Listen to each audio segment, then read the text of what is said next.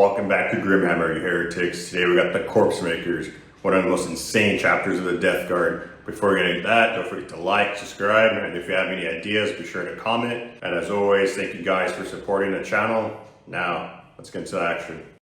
The first thing that died was the light. In the blackness above Carcassonne Prime, the void shuddered.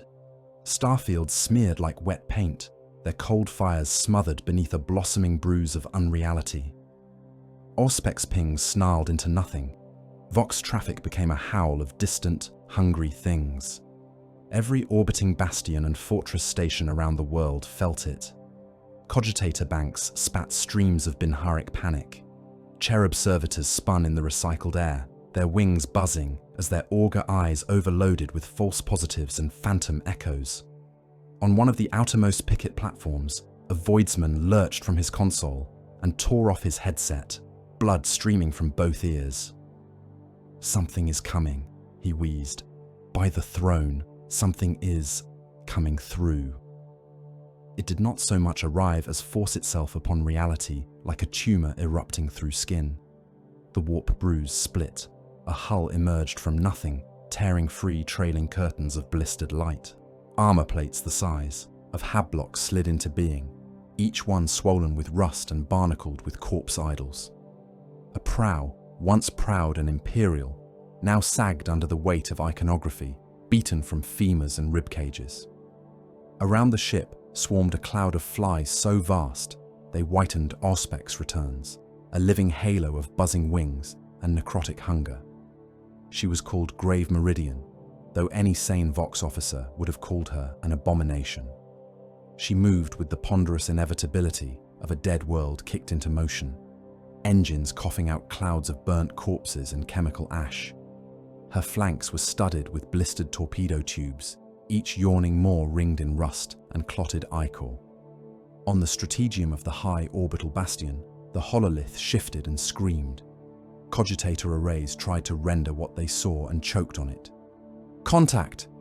A Vox adept rasped around a mouth gone dry. "One capital class vessel. Mass index. That cannot be correct. Speak," Lord Castellan Alaric Vaughan ordered. His voice was iron wrapped in old scar tissue. The adept swallowed. "Biocontamination readings off the scale. Thermal and spiritual anomaly at extreme levels. Auspex classifies the contact as equivalent mass to a minor moon lord. A dead world nailed to an engine." Silence drew in around those words. The hololith brightened and focused. Grave Meridian loomed over the projected globe of Carcassonne Prime, a cancerous blot in orbit. Vox phantoms fluttered around her, half-formed voices weeping and laughing as they bled into every listening device for 1,000 leagues. Vaughan rose from his throne seat. His carapace armor was old but lovingly maintained, its plates inscribed with oaths of stone and steel. The command throne of the fortress world's primary bastion roomed him like a piece of artillery. Throne servo skulls orbited his head, their eye lenses flaring with data. "All bastions to maximum readiness," he said. "Activate void shields on every orbital. Load cyclonic warheads for possible deployment. Bring every macro cannon grid to targeting status." Servitors clacked and whirred. Tech priest attendants began the long, solemn sequences of activation rites, each litany a prayer not to fail the duty laid on this world. Beneath Carcassonne Prime's scabbed atmosphere, within the heart of Hive Citadel Damaros, the order arrived as a hiss of Vox code and the peal of warning bells. The planet's titanic bastion city, built into and atop a mountain of adamantine and ferrocrete, trembled as defense shutters ground shut over cathedral windows and void shield emitters woke from dormancy. The War Council of Carcassonne Prime gathered in the throne bastion's strategium beneath vaults carved with the victories of dead men. Hollow emitters painted the air with hovering tactical runes. Servo skulls drifted like patient ghosts between officers. Vaughan stood at the center of the chamber, boots planted wide on the inlaid acula of the floor. Around him loomed the assembled masters of the fortress world, the robed emissaries of the Adeptus Mechanicus, the dour, slate-faced senior officers of countless Astra Militarum regiments. the gaunt astropath bound to his throne of twisted bronze. 18 billion souls, General Hector Malkai intoned, his voice rough with decades of command. Everyone under martial law, every man of fighting age already conscripted or on reserve lists. The levy blocks are in motion, Lord Castellan. The outer redoubt belts will be fully manned within the day. Numbers, Vaughan said without looking at him. Give me numbers, General. Words are too soft for this. 1 billion in the trench oceans ringing the primary hives, Malkai replied, consulting the rune slate slave to his wrist. Hundreds of millions more in transit to secondary redoubts.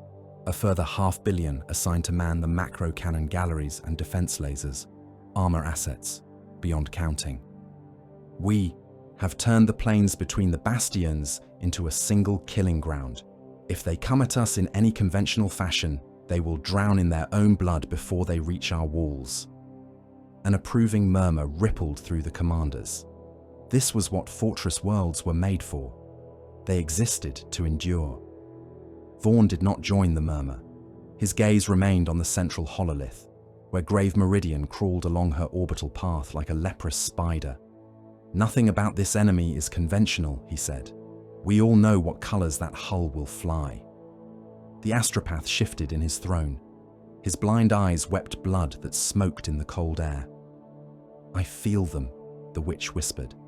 Filth in the currents, a greenish light, thick and slow, a garden of disease pressing against our skin. They chant the name of their Primarch and their beloved god. The Death Guard, Malkai breathed.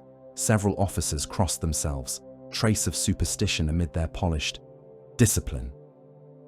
A crackle of static screamed through the strategium, sharp as a bayonet through eardrums. Vox adepts flinched, some falling to their knees, headsets sparking. Servo skulls dropped from their paths and spun wildly. "Isolate that!" shouted one of the communications officers. "By the throne! Filter the channel! It is—" The static convulsed, folding in on itself, and became a voice. It was not a voice made for human throats. It was too wet, too slow, as if spoken through a mouthful of clotted phlegm. Sick humor crept through every syllable. "Your walls are proud, little man of stone," it croaked, and in the center of the hololith, the image of Grave Meridian seemed to lean closer, its prowskin flickering with corpse light. "We will teach them humility." Vaughan felt the words like grease smearing across his skin. Around him, men shuddered, some making the sign of the Aquila without realizing. A Mechanicus adept began to chant a warding Binharik, his vox, grating against the intrusion. "Identify yourself, traitor," Vaughan said, voice flat. "This is a fortress world of the Imperium of Man. You address the Command Council of Carcassonne Prime. State your designation so that we may engrave it on your tomb." The laughter that answered was a choking, burbling thing. "I am Vortagus Dreg," the voice gurgled. "Lord of Contagion, master of the Vectorium called the Corpsemakers. There will be no tomb. There will only be the sound of stone remembering it is meat. Prepare your dead, Lord Castellan. We will arrange them tastefully." The transmission snapped out. The hololith steadied. Grave Meridian drifted on, ignoring the hails of orbitals and the targeting locks of hundreds of weapon stations. In the echoing silence, Malkai spat on the floor and ground his boot over the spittle as if crushing an insect. "Corpsemakers," he muttered. "Had their name on a file once. Fortress murderers. They do not take cities. They unmake them. They collapse bastion worlds by eating the damned bedrock. The reports were not believed." "Belief is a luxury for safer worlds," Vaughan said. "We will treat every nightmare as truth until we have killed it. General, continue the mobilization. I want every trench, every redoubt, every wall manned to capacity. Rotate the reserve Leviathan armor to the outer rings.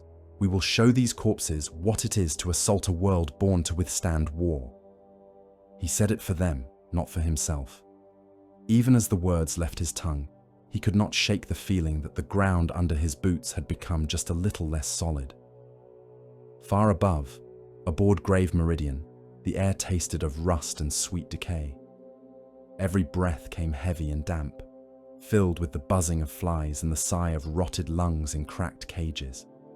The command shrine was once a bridge, in more honest days when the ship had carried imperial colours and mortal crews.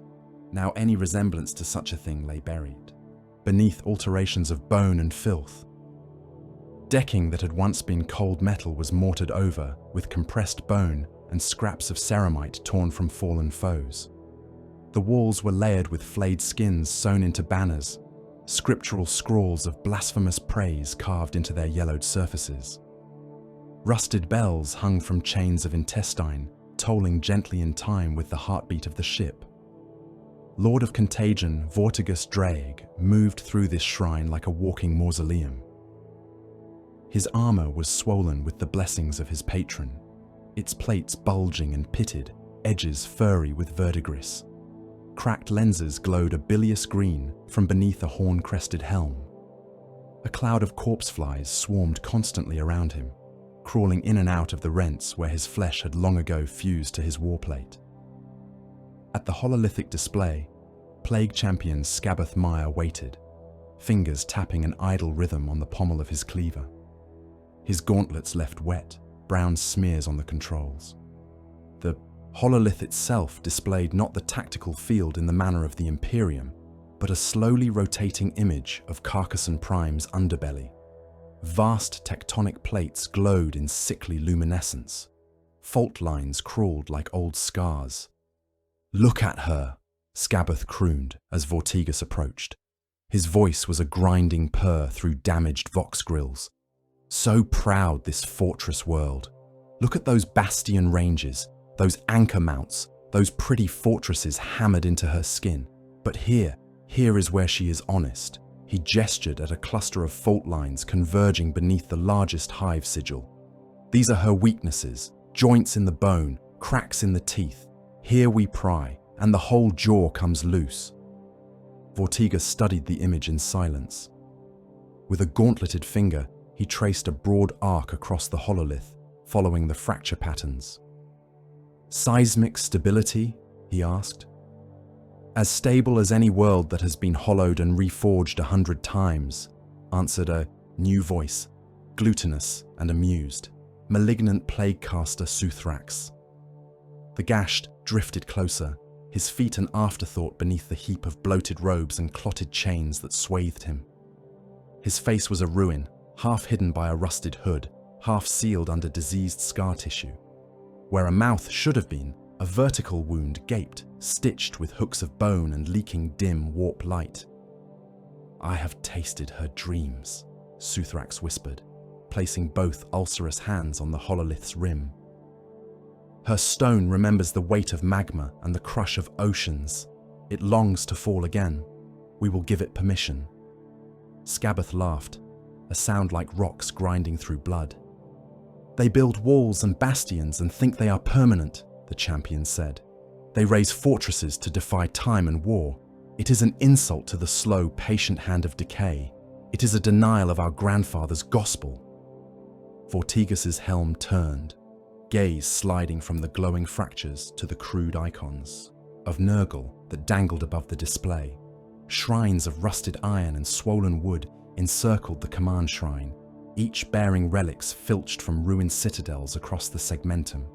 Broken defense lasers, shattered bastion stones, the twisted iron skeletons of gatehouses.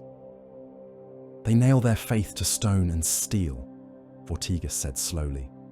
"They think walls grant them immortality. They forget that every stone was once mud, and every fortress will be dust. We remind them. Our work is a devotion. We are not besiegers, brothers. We are undertakers. We do not take walls. We take foundations."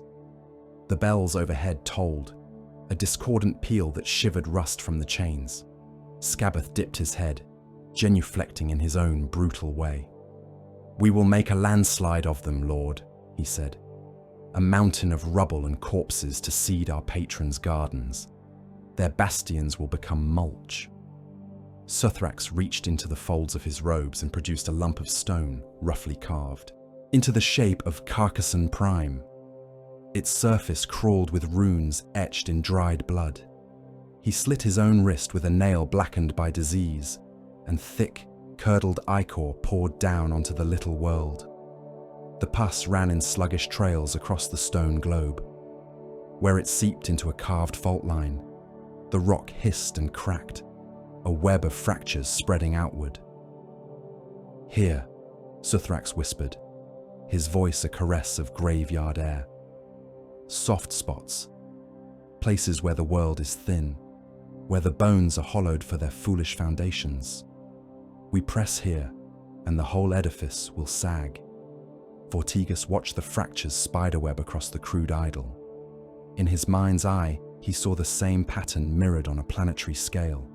Bastions groaning as their bedrock softened, macro cannon emplacements sinking, hive spires tilting like rotting teeth. "Begin the descent," he ordered. "Ready the drill hulks and the drop hulks. Sound the bells for war." Across the grave meridian, rotten voxcasters took up the call. Rusted klaxons wailed. Bells chimed in nauseous overlapping chords. Poxwalkers shuffled and moaned in their pens, sensing the nearness of slaughter, while demon engines screamed through chimneys of brass and bone. On Carcassonne Prime, the sky over Hive Citadel Damaros darkened. General Malkai stood upon one of the bastion parapets, the stone beneath his boots carved with kill tallies and the names of worlds that had broken upon Carcassonne's guns. The wind tasted of promethium exhaust and distant ash. Below him, the plains had vanished beneath an ocean of men and war machines. Columns of infantry marched in serried ranks toward the outer trench belts, their lasguns slung, their faces set in a mixture of fear and grim pride. Armoured battalions rumbled beside them, the ground shaking under the weight of Lehman Russ and Baneblade hulls. Basilisk and Manticore batteries rolled into dug positions, their long barrels already angled toward the heavens. Vox towers blared orders and hymns. Commissars barked catechisms of obedience and sacrifice. The air was a constant murmur of bootfalls, engine growls, and the endless rasp of the litany of readiness. 1 billion souls in the outer trenches, Malkai murmured to himself, watching the endless river of uniforms and armor. 500 million behind the guns. The Emperor will not find us wanting. Beside him, an unnamed guardsman leaned on the bastion parapet, fingers white on the stone. He was young, in the way all men in the guard were young compared to worlds, his eyes too old for his weathered face. His regiment's colors were already dulled by dust and oil. He stared up at the sky. Clouds boiled there, swollen and bruised. Through a gap in the smog, he saw something vast sliding across the firmament, blotting out the thin light. At first, he thought it a second moon. Then he saw the warp scars trailing behind it, the storms of filth boiling off its hull, the flicker of diseased light along its flanks. His lips moved, whispering the litany of stone his drill sergeant had beaten into him during training. Stone endures. Stone does not yield. Stone remembers its duty and its shape. Stone does not fall while the Emperor watches. The words felt brittle on his tongue. Dropcraft peeled away from the underside of Grave Meridian, little more than rusted coffins with engines attached. They fell in their thousands, a rain of iron wounds. Around them swooped greater shadows, demon engines shaped like bloated flies and rusted mantises, their wings and limbs trailing foul vapors. Sirens howled along the bastion line. Macro cannon shields cycled. Defense lasers pivoted and found their marks. On the Grave Meridian's command shrine, Vortegus Dreg stood before a congregation of his plague-swollen sons. Rows of Death Guard filled the chamber, shoulder to shoulder. Each warrior a walking reliquary of disease and war. Pitted helms, corroded. Pauldrons, swollen packs that vented corpse gas and flies. They watched him in utter silence. "Brothers," Vortigus said, his voice a bell tolling in a crypt, carried on vox channels into 1,000 rotting helm speakers. "Look upon this fortress world. Look upon its walls and its bastions and its proud little guns. Hear the hymns chanted upon its parapets. Smell their fear leaking through the mortar. A low chuckle rippled through the ranks. They believe stone protects them, Vortigas went on. They think steel and ceramite can deny time and decay. They have forgotten what our grandfather taught us. They have forgotten that all things rot, all things fall, all fortresses were once mud, all bastions will one day be rubble. He lifted his plague-scarred axe, the weapon's blade weeping a steady drip of filth that sizzled when it struck the bone flooring. We are not besiegers, he growled. We are undertakers. We do not take walls, we take foundations. We remind stone that it is meat. We remind worlds that they can fall. The bells roared in answer, a cacophony of joyful doom. The grave meridian began to vomit its children. Landing craft belched from her gaping hangar moors in waves, their hulls streaked with old blood and fresh rust. Demon engines hurled themselves into the planetary gravity well, shrieking hymns of hunger. Plague-ridden debris, the remains of dead worlds and dead fleets, tumbled alongside them like macabre confetti. In the deep places beneath Carcassonne Prime's crust, unseen by any mortal eye, something answered. Hairline fractures, long dormant, shivered. Cavities hollowed by forgotten mining operations and ancient tectonic shifts groaned under new pressure.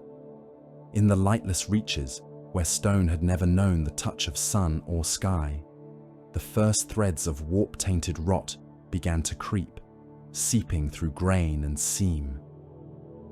The fortress world stood, proud and bristling with guns.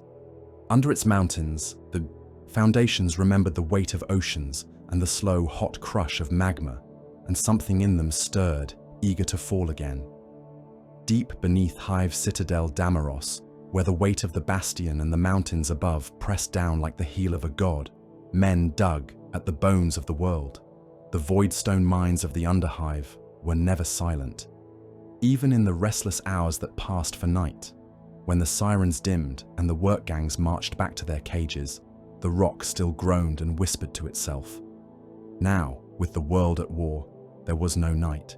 Shift lines bled into one another, and the sound of labor became a single, endless roar. Pick hammers crashed, rock saws screeched. Chain-fed augers bit into the stone, gnawing raw slabs of void-hardened ore from the cavern walls. The air was a paste of dust and sweat and machine oil, barely held at bay by wheezing filter stacks. Flood lamps turned everything the color of old bone. A tremor rolled through the tunnels, rattling dust from the ceiling. Some of the men paused, leaning on their tools, looking up as grit pattered onto their helms. They felt the shudder through their boots, through the stone, through the steel struts that held back the crushing weight of the earth. "Landers," a ganger muttered, spitting dust. "Big ones. You feel that?" "Aye," replied his foreman. "Let the sky burn. We have our quota. Keep digging." The tremor faded, the echoes swallowed by the endless mining din. The foreman raised his shock baton in a half-hearted threat, and the line of workers bent their backs again. The stone had no mercy, neither did their overseers. Another tremor, this one sharper, more focused, like the jab of a knife rather than the roll of distant thunder. Then another, closer still. The flood lamps swayed on their cables. A mineral sifter servo skull dropped from its track and smashed to pieces on the ground. What in the throne's name was... The shaft wall exploded. Stone that had endured for millennia burst like rotten teeth under a sledge. A drill head of rusted metal and meat punched through in a spray of shards and white dust, its clogged teeth churning. Half the work gang vanished in front of it, bodies pulped into a black and red smear. Men at the front of the line were simply erased, turned to mist and gristle. The drill head juddered, grinding to a halt. It sagged, metal bending like cartilage, and hung there in the ragged wound it had torn in the world. It was not a machine of the Imperium. Cables of tendon and corroded chain trailed behind it. attached to a bulbous mass of metal and rotted flesh in the tunnel beyond. Sickly green light pulsed from vents in its hide, accompanied by the distant, echoing laughter of bound things. The smell that gushed into the mine through the breach was a wet, choking miasma of decay and chemical filth. The first poxwalkers shambled through the gap, moaning. They had been men once. That much was obvious in the shapes of their limbs, in the tatters of mining overalls, and hive worker rags still clinging to their hunched forms. Now their flesh bulged with buboes and split with ruptured veins, bones twisted beneath sagging skin. Mandibles of bone jutted from slack mouths. Filth dripped from empty eye sockets. Behind them came giants. Plague Marines stepped through the shattered wall, their armor scraping stone. Ceramite plate, once proud and uniform, was now warped and swollen by the touch of their god. Corrosion crawled along every edge. Rusted ventilation stacks belched flies and corpse vapor from their packs. Filth-crusted trim bore the three-ringed sigils of Nurgle, alongside the jagged, stylized marks of broken bastions and collapsing towers. Corpsemaker heraldry carried into the deep heart of Carcassonne Prime. The surviving laborers backed away, stumbling in panic, choking on dust and the reek of rot. A few reached for rock hammers and cutting torches, eyes wide and white in the flood lamp glare. One of the Plague Marines raised his bolt gun, the weapon swollen and blistered like a diseased limb. The ancient mechanism coughed, vomiting a stream of mass-reactive shells down the tunnel. Men came apart. There was nothing clean or quick about it. The detonations turned torsos into red fog and blew limbs from hips and shoulders, spraying ribs and teeth across the stone. Others died slower, clutching at torn bellies as their own intestines steamed in the cold air. In the choking dim, Scabath Maya stepped over the dead. The Plague Champion loomed taller than his brothers, his armor plated in extra layers of salvaged ceramite so encrusted with rust and gore, they were indistinguishable from dried scabs. A crude augmetic had replaced his left hand long ago. A piston-driven wreck of metal claws and serrated pads stained the color of dried blood. His other fist gripped a cleaver long as a man, its edge nicked and pitted, its surface crawling with tiny, rust-colored worms. He surveyed the mine tunnel with a slow, almost appreciative nod. "Good bones," Scabath rumbled, his vox-scarred voice echoing off the rock. "Strong bones. They will bear much weight before they scream." Behind him, more corpsemakers tramped into the shaft, their footfalls shaking dust from the ceiling. Lurching demon drills followed, smaller cousins of the great borer that had torn the first wound in the wall. They dragged chains of plague charges and barrels of seething mutagenic sludge. Poxwalkers swarmed around their greaves in a vague parody of order, their ruined hands twitching for flesh. Scabath raised his augmetic hand and pressed the filthy pads of his thumb to one of the great support pillars that held the mine roof aloft. Where the metal met stone, rust bled outward in a spreading bruise. "Mark this," he growled. "Here, and here, and there." He crossed the tunnel, leaving bloody, corroded thumbprints on key struts and pillars as he passed. Each touch left behind a stain that sank into the stone, eating like acid. "Cut this, and 1,000,000 souls fall on their knees above," Scabath said, more to himself than to his brothers. "Cut enough, and the whole damned world lies down." Up above, Carcassonne Prime bared its teeth to the skies. Trench belts like scars ringed Hive Citadel Damaros and its sister bastions, filled with men and guns as far as the eye could see. Armor companies idled in their assembly yards, engines rumbling, exhausts coughing smoke. Macro cannon galleries, each the size of cathedrals, rotated ponderously toward the descending enemy. On the plains and in the Hab Warrens, priests and commissars walked among the masses, spreading scripture and fear in equal measure. An entire world made ready for a siege fought in the open. Down below, in the mines and sublevels and forgotten hollow places, only a few thousand Death Guard moved, accompanied by their hordes of walking corpses. It was enough. It had always been enough. In a chamber far below even the mines, Suthrax the Gashed set his tools in order. The cavern was a natural weakness in the crust, a vast vaulted space where the bedrock bulged and thinned, shot through with veins of different stone. Gravity pressed harder here. The air felt close and heavy, hard to draw, as if the world resented sharing. Suthrax loved it.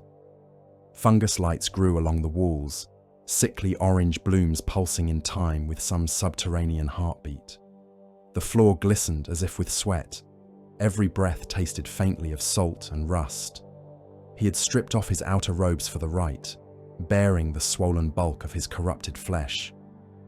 Pustules glowed faintly across his pallid skin. His chest was a mass of scar tissue branded with warped runes. The wound that served him as a mouth gaped wide, leaking a thin stream of smoke. Around him, lesser plague acolytes arranged vials and censers on a slab of stone carved into the rough shape of the continent above. Tiny bastion towers marked the positions of citadels. Fine cracks had been patiently etched where fault lines ran. Suthrax raised a bowl, its inside crusted with old offerings. From a suspended bladder of bloated skin, he squeezed a stream of thick greenish ichor into the bowl until it brimmed. Things squirmed inside the sludge, tiny, half-formed mouths opening in soundless screams before dissolving again. He began to chant. The words were not made for human tongues, and that was well, for he had relinquished his long ago. They were sounds dragged from the warp, syllables soaked in the patient filth of the plague god's domain. As he spoke, his breath curdled the air, and the fungus lights dimmed, then flared brighter, fueled by his corruption. Suthrax raised the bowl over the carved stone map and tipped it. The ichor fell in slow, heavy drops, splattering across the representation of Carcassonne Prime's bedrock. It hissed where it struck, sending up tiny clouds of vapor. The rock drank it, the liquid seeping into the etched fault lines, filling them. The stone slab shuddered. Cracks surged outward from the infected lines, spiderwebbing across the surface. The contours of the carved world sagged as if something beneath it had turned soft. Deep beneath his feet, in the true stone of the planet, something responded. Rock strata that had been solid for aeons began to change. Grain by grain, the bedrock's structure shifted under the weight of warp whisper and plague blessing. It grew porous, shot through with spongy weaknesses. Gas pockets formed, bleeding corpse fumes into caverns. Tiny larval demons wriggled into existence inside the stone, gnawing at it with eager, invisible teeth. Suthrax laughed softly, the sound bubbling through his ruined throat. "Good," he crooned. "Very good. Feel it, brothers. The bedrock is catching the rot. Soon a man will stamp his foot on the floor of his proud bastion and hear it hollow. Not all in the dark went unresisting." On a higher level, closer to the ordered underhive, a tunnel security company marched along a patrol route they had trodden 1,000 times before. Flak armor creaked, laser guns bounced against breastplates. Auspex units trailed behind them on servo trolleys, their crude spirits half asleep. Ahead, a cohort of mining rig ogrins lumbered along, their immense bodies encased in exo-harnesses fitted for drilling and hauling. Massive rock saws and augers hung from their arms. Their simple faces held the dull patience of beasts who expected another day of work. The Auspex began to beep. "Sir," a trooper called, frowning at the display. "We have movement. Contact ahead. Mass readings are wrong." The captain stepped up, peering over his shoulder. Runes danced, confused, as if the device were trying to decide which scale to use. "Maybe a cave-in," the captain said, "or ground tremor. We have had enough of those. Keep moving. If something has broken loose, we secure it." They came around a bend in the tunnel and saw the wall ahead. It pulsed. Stone should not do that. Yet the rock face was breathing, swelling and relaxing in slow, nauseating waves. Fissures ran through it, opening and closing like toothless mouths. A wet stain spread across the tunnel floor at its base, stinking of pus and rust. Before anyone could process what they were seeing, the wall burst. Not in fragments, as stone should, but in strips and chunks, like skin being peeled from muscle. The front ranks of the security company vanished under a wave of rock and diseased flesh, as a demon drill forced its way through, shrieking. Bolt rounds roared from the darkness beyond. Laser guns answered in reflex, stabbing red light into the smoke and dust. The confined space turned the firefight into slaughter. Mass reactive shells burst bodies apart, spraying the walls with gore and armor fragments. Laser beams burned smoking holes through, poxwalker torsos, only for the walking corpses to keep coming, guts dragging behind them.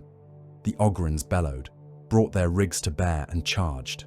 One ploughed into a wave of poxwalkers, his rock saw chewing through infected bodies, reducing them to sludge.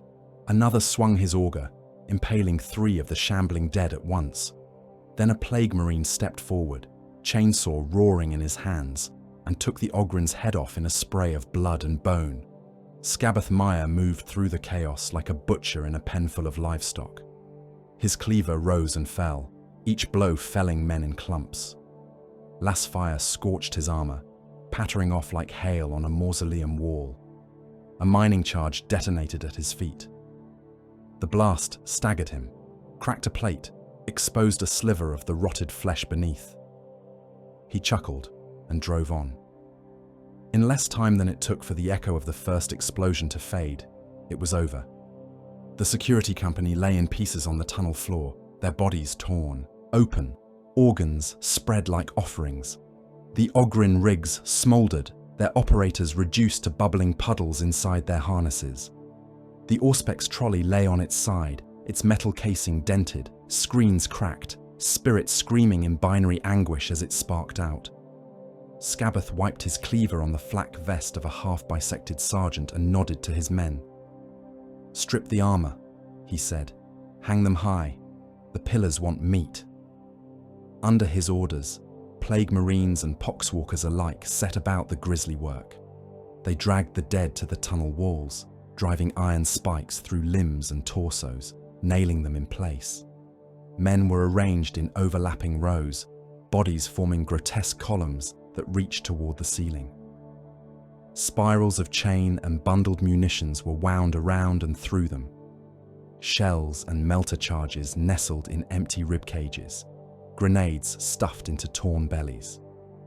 Soon, the tunnel was lined with screaming flesh that had not yet realized it was dead. Some of the nailed guardsmen still breathed, gurgling and sobbing as they hung, their weight stretching their wounds. The poxwalkers giggled and patted them as they passed, smearing filth into the meat. Scabath stepped back to admire the work. "Support struts," he said with grim satisfaction. "Corpse pillars. When they fall, everything above them follows." Further along the passage, where the rock grew thicker and the sound of battle dulled to a distant thrum, Drulek Vane tilted his head and listened. The noxious Blightbringer stood with one gauntleted hand pressed against the wall of the tunnel, helm turned slightly as if listening to a half-heard song. Rusted bells hung from his armor, from his backpack and shoulder guards and belt, each one a different size and tone. They chimed a discordant melody with every movement, a funeral procession's music. Through the stone, Drulek could feel the distant roar of macro cannon fire, like great drums beating above. The cataclysmic boom of fortress guns, the answering crack of orbital ordnance. It was like listening to a storm through many layers of blankets. "Let them waste their shells on the sky," he said, the words thick with contempt. "We are already beneath their victory parades." He stepped away from the wall, bells jangling, and spat a gobbet of black phlegm onto the floor. "Keep the maggot columns moving," he told the plague sergeant at his side. "The sooner they hollow this mountain, the sooner we can bring it down on their hymn-singing skulls." Reports of minor subsidence reached Lord Castellan Vaughan in drips and trickles. A maintenance overseer filed a notice of a tunnel collapse in an underhive level, blaming old supports and overwork. A labour foreman complained of missing work gangs, branding them deserters or victims of gang wars. A Mechanicus log recorded anomalous tremors in certain substrata within acceptable variance. Vaughan reviewed them between bombardment reports and troop disposition charts. He saw words like collapse and tremor and missing in small print beneath the towering runes of incoming enemy formations and ammunition expenditures. Attrition, he said, flicking the hololith to the next priority. We have stretched the underhive beyond design tolerances. Men die. Tunnels fail. It is the cost of war. Have the local authorities seal off the dangerous sectors and reassign any surviving labor units. We have no time to fret over every cracked floor. No one at the table suggested that the underhive, that maze of forgotten service shafts and mines and maintenance ways, could be an avenue for a serious attack. Fortress worlds were built to repel armadas, to withstand orbital assaults and planetary invasions. Their danger was always imagined to come from without, not below. They had made a small, crucial mistake. Scabbeth Meyer stood beneath one of his corpse pillars and thumbed a detonator rune. The vertical column of nailed bodies and explosives towered above him, reaching almost to the ceiling of the vast service shaft.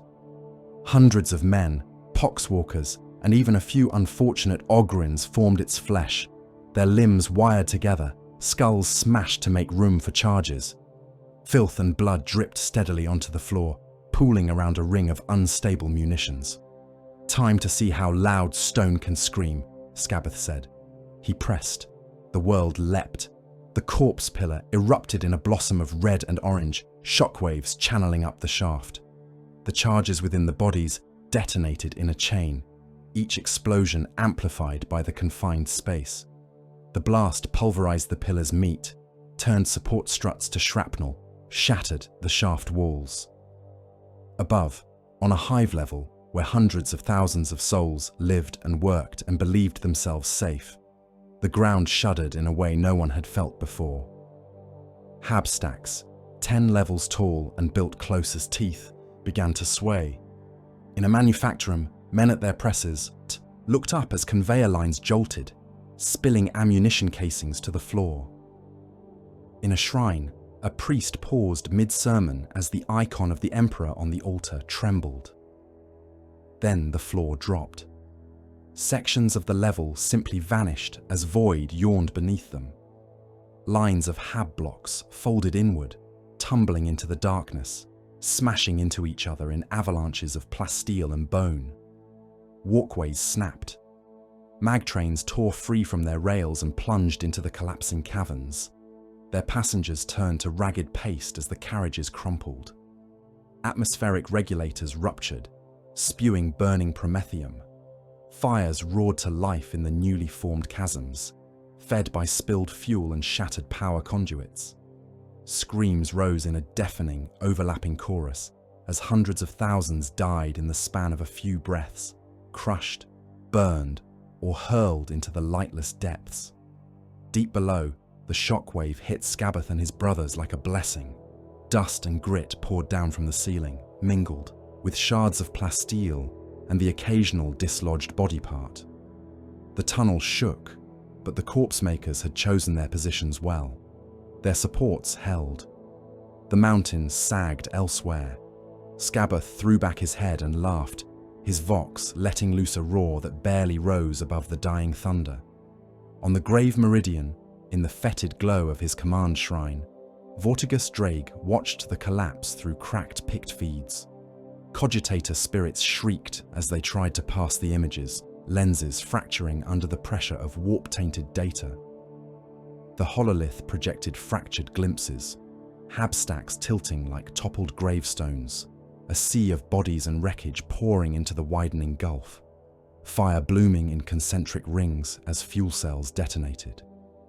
The image fizzled, then steadied, showing a vast cross-section of Hive Citadel Damaros sagging inward, a suppurating wound in its side. "Hear it, brothers," Vortigus rasped, Vox amplifying his voice to every warrior on the bridge and beyond. "That is the sound of faith losing its footing." His sons chuckled, a low, satisfied murmur that filled the shrine. In a control tower far above the affected level, adepts and officers shouted over each other, demanding answers, redirecting emergency crews, trying to impose order on catastrophe. The collapse was catalogued as a localized structural failure, a tragedy of war, a thing to be contained and repaired in time. On the outer surface of the hive, a macro-cogitator spire, a needle of adamantine armor and data steel that rose a full kilometer above the surrounding Hab Sea, creaked. Deep in its foundations, stone that Suthrax had poisoned and Scabath had undermined began to sink. Only a little, less than a finger's width, just enough to shift the balance of a structure designed with no margin for movement at all. The spire leaned, only a fraction of a degree, too small to see with the naked eye. Monitors twitched half a line on their calibration dials. Servo stabilizers hummed a little louder. No one noticed. The men in its data halls continued to chant to their machines. The gunners whose targeting relays depended on its cogitation banks went on plotting fire solutions. The Lord Castellan looked up at his hololith and saw nothing amiss. Far below, in the dark where the maggot columns crawled and the corpse pillars festered, the stone continued to rot. War fell on Carcassonne Prime like a second sky. The first shells came down in lazy arcs, fat glimmering lines against the smog as the outer defense belts woke fully and answered the threat falling from orbit. Then the arcs multiplied, crossed, became a web of fire that shrouded the horizon. The fortress world's guns bellowed as one. Macro cannon and defense lasers and missile silos spat their reply to the filth that rained from the heavens. Out beyond the bastion rings, the plains were an ocean of trenches and gun pits and dugouts, a maze of steel and mud and ferrocrete, stretching from horizon to horizon. They ignited in a chain, muzzle flashes blooming by the million. Laser guns stitched red curtains through the air. Heavy bolters thundered, their stuttering roar lost under the greater voice of artillery. Billions of guardsmen stood in those trenches. They fired until their rifles burned their hands, until their ears rang with the non-stop concussion, until the air itself was a wall of noise.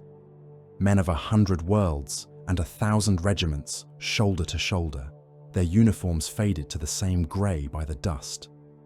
Vox officers screamed firing patterns.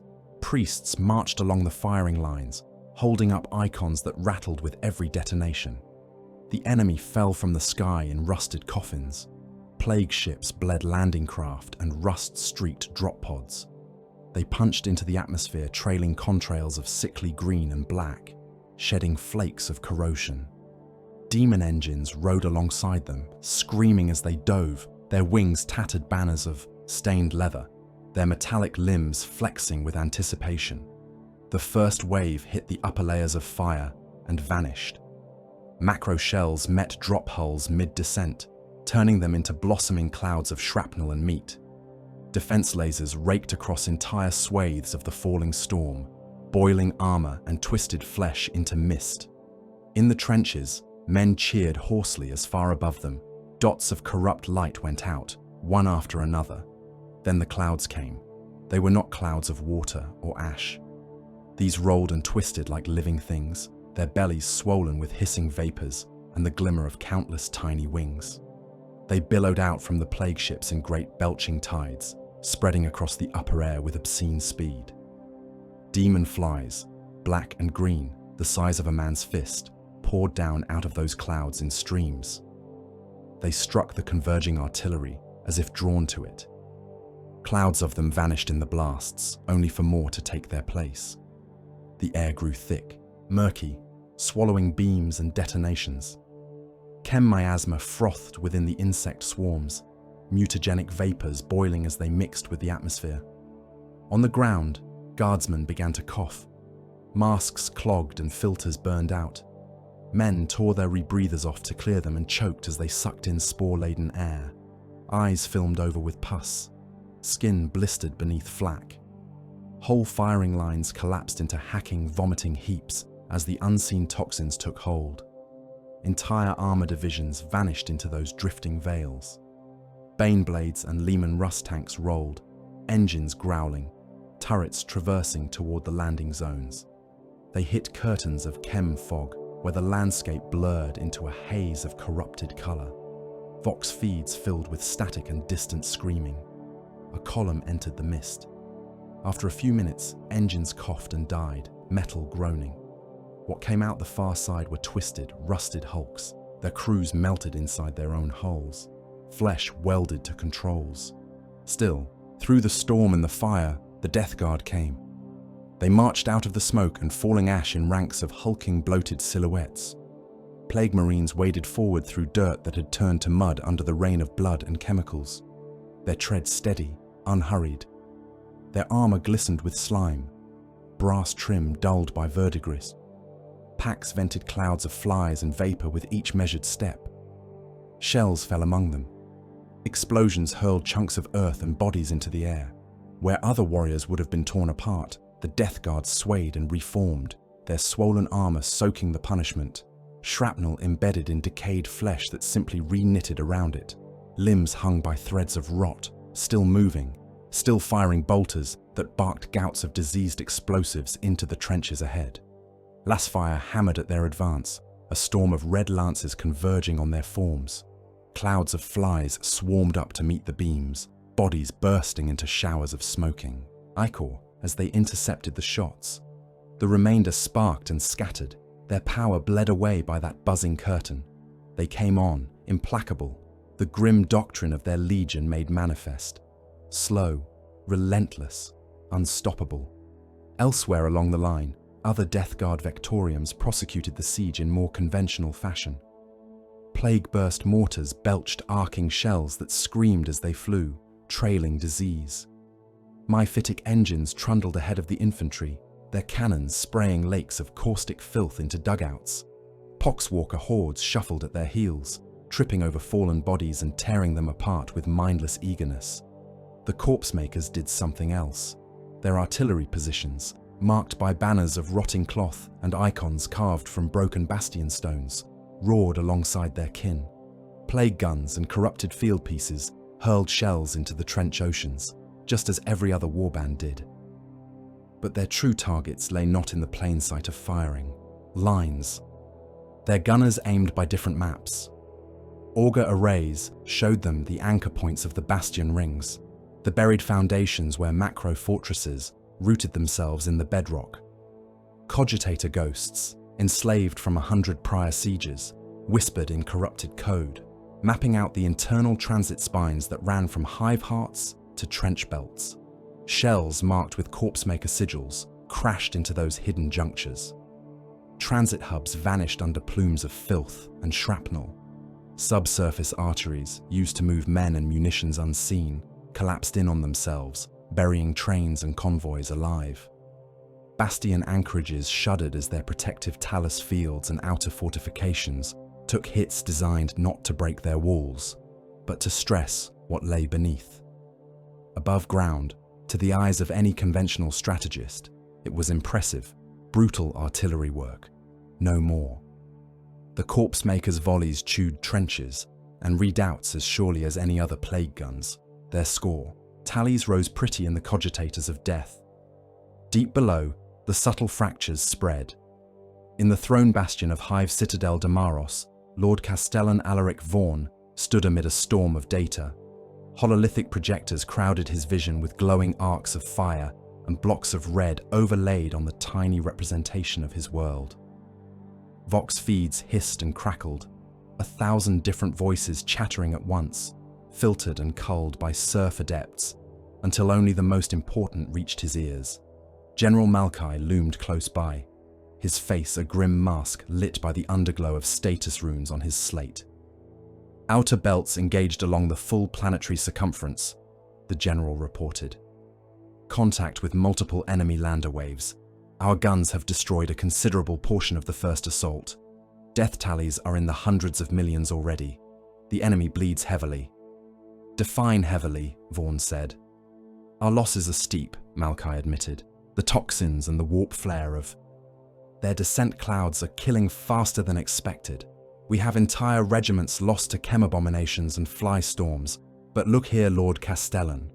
He gestured. The hololith shifted, showing a band encircling the projected world.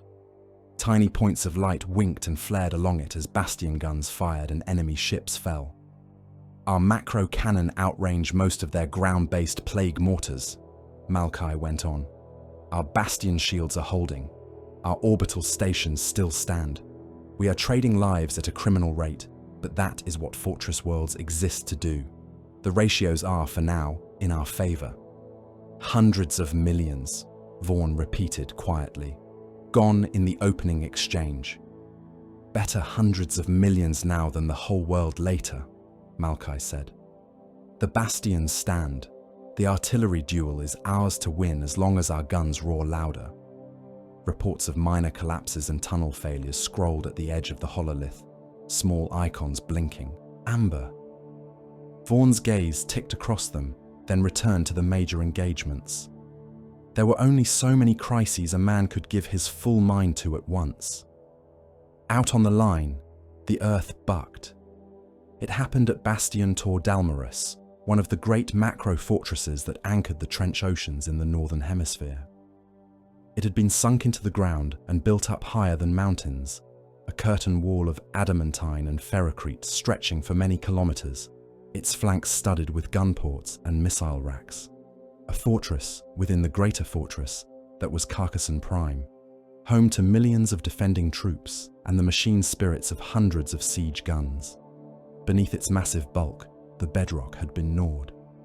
Corpsemaker drills and charges, placed with the precision of a master mason demolishing a cathedral, had eaten away at the anchor stones, hollowed support spaces, and turned once solid strata into diseased sponge. The plague sorceries of Suthrax had seeped into the veins of the earth, softening it, filling it with gases that stank of death.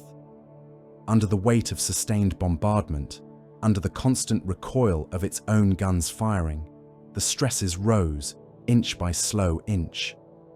Then, something critical shifted. Men on the curtain wall felt it first as a subtle lurch under their boots, a wrongness in the way the ground received the echo of the macro cannon. A heavy gunner reached out and grabbed a nearby parapet without knowing why. Shell loaders glanced at each other. A hollow icon of the fortress in some distant control room wobbled slightly on its base. There was a sound, deep and terrible, like a great stone throat clearing. The foundations gave way. The curtain wall buckled in the middle, bending like a spine that had been broken. Masonry cracked and split in jagged lines. Gun emplacements tore loose from their mounts, sliding sideways. The immense mass of the bastion ground down into the suddenly opened void beneath. Trenches at its base, crumpled, their neat lines folding in on themselves as men and guns and sandbag walls piled atop one another. Thousands of guardsmen in those trenches had time for a single, collective scream before the edge of the sinking bastion hit them, rolling over them like a slow, grinding avalanche of concrete and ceramite. In the fortress interior, corridors tilted. Men were thrown from their feet. Cogitator banks toppled, glass exploding, machine spirits howling in outrage. Munitorum stores broke open, crates spilling ammunition and promethium containers that ruptured and ignited. Fire licked along the falling walls, racing ahead of the collapse.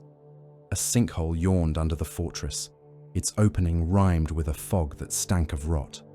As the bastion slid into it, that fog belched upward in great choking waves, enveloping everything nearby. It was not merely gas. It was concentrated plague made manifest, thick with spores and microscopic things that burrowed into lungs and bone. Millions died in that one failure. Some were crushed into paste, bones shattering under the unbelievable pressure. Others suffocated as their trenches filled with stone and bodies. Still more drowned in the roiling plague vapors, clawing at their own throats as their organs liquefied inside them. The fall of Bastion Tor Dalmarus was not a clean, instantaneous trauma. It was a grinding, screaming catastrophe that went on, each breath an eternity, as the fortress slid lower, walls collapsing inward, towers snapping, macro cannon barrels bending like wet reeds. On the surrounding trench lines, men stared in horror as their anchor point, their symbol of unbreakable strength, folded into the earth like a tent in a storm.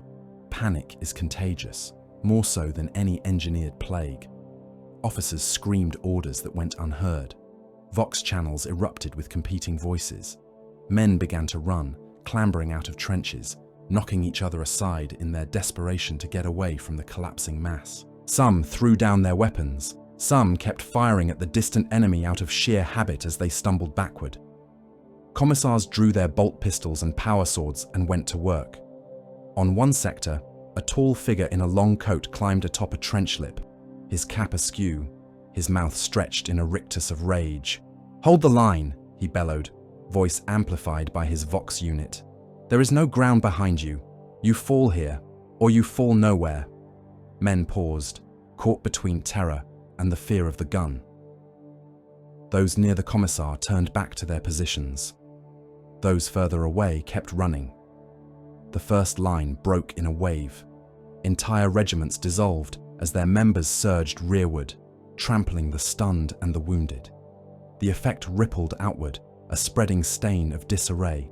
Commissars responded as they had been raised to. They planted themselves in the paths of the fleeing and fired into their own men. Dozens dropped, then hundreds, bodies tumbling over the trench edges, into the mud. The executions stemmed the rout in places, hardened certain pockets into islands of desperate discipline. In the gaps between those islands, the Corpsemakers came. Assault waves of plague marines and poxwalkers poured through the sagging earthworks, rushing into the zones laid bare by the bastion's fall. The traitors marched at a steady pace, shoulder to shoulder, bolters and plague spewers coughing death into the scattered defenders.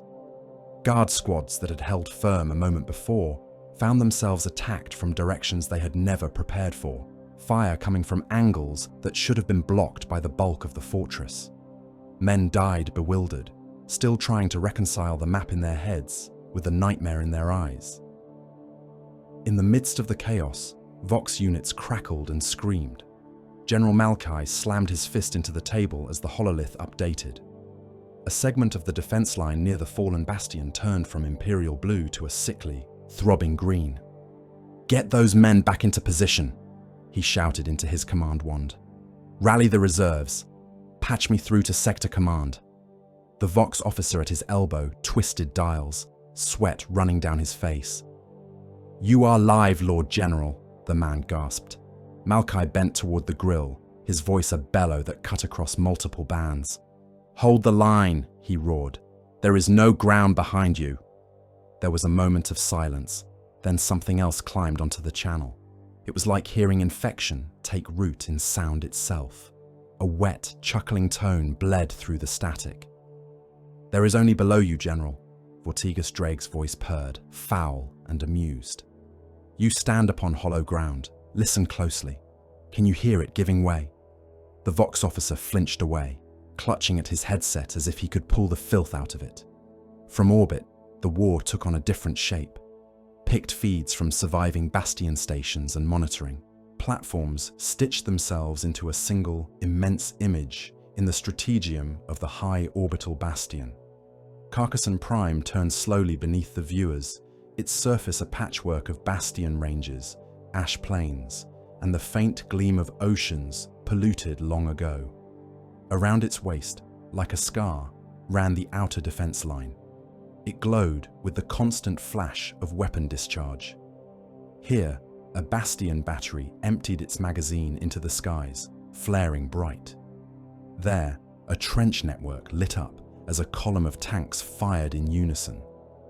Seen from this height, the efforts of billions of men became mere flickers of light chasing shadows. Then the line began to change.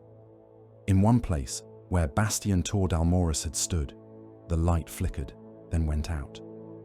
The segment around it pulsed with brief, spasmodic flashes as isolated units fought and died.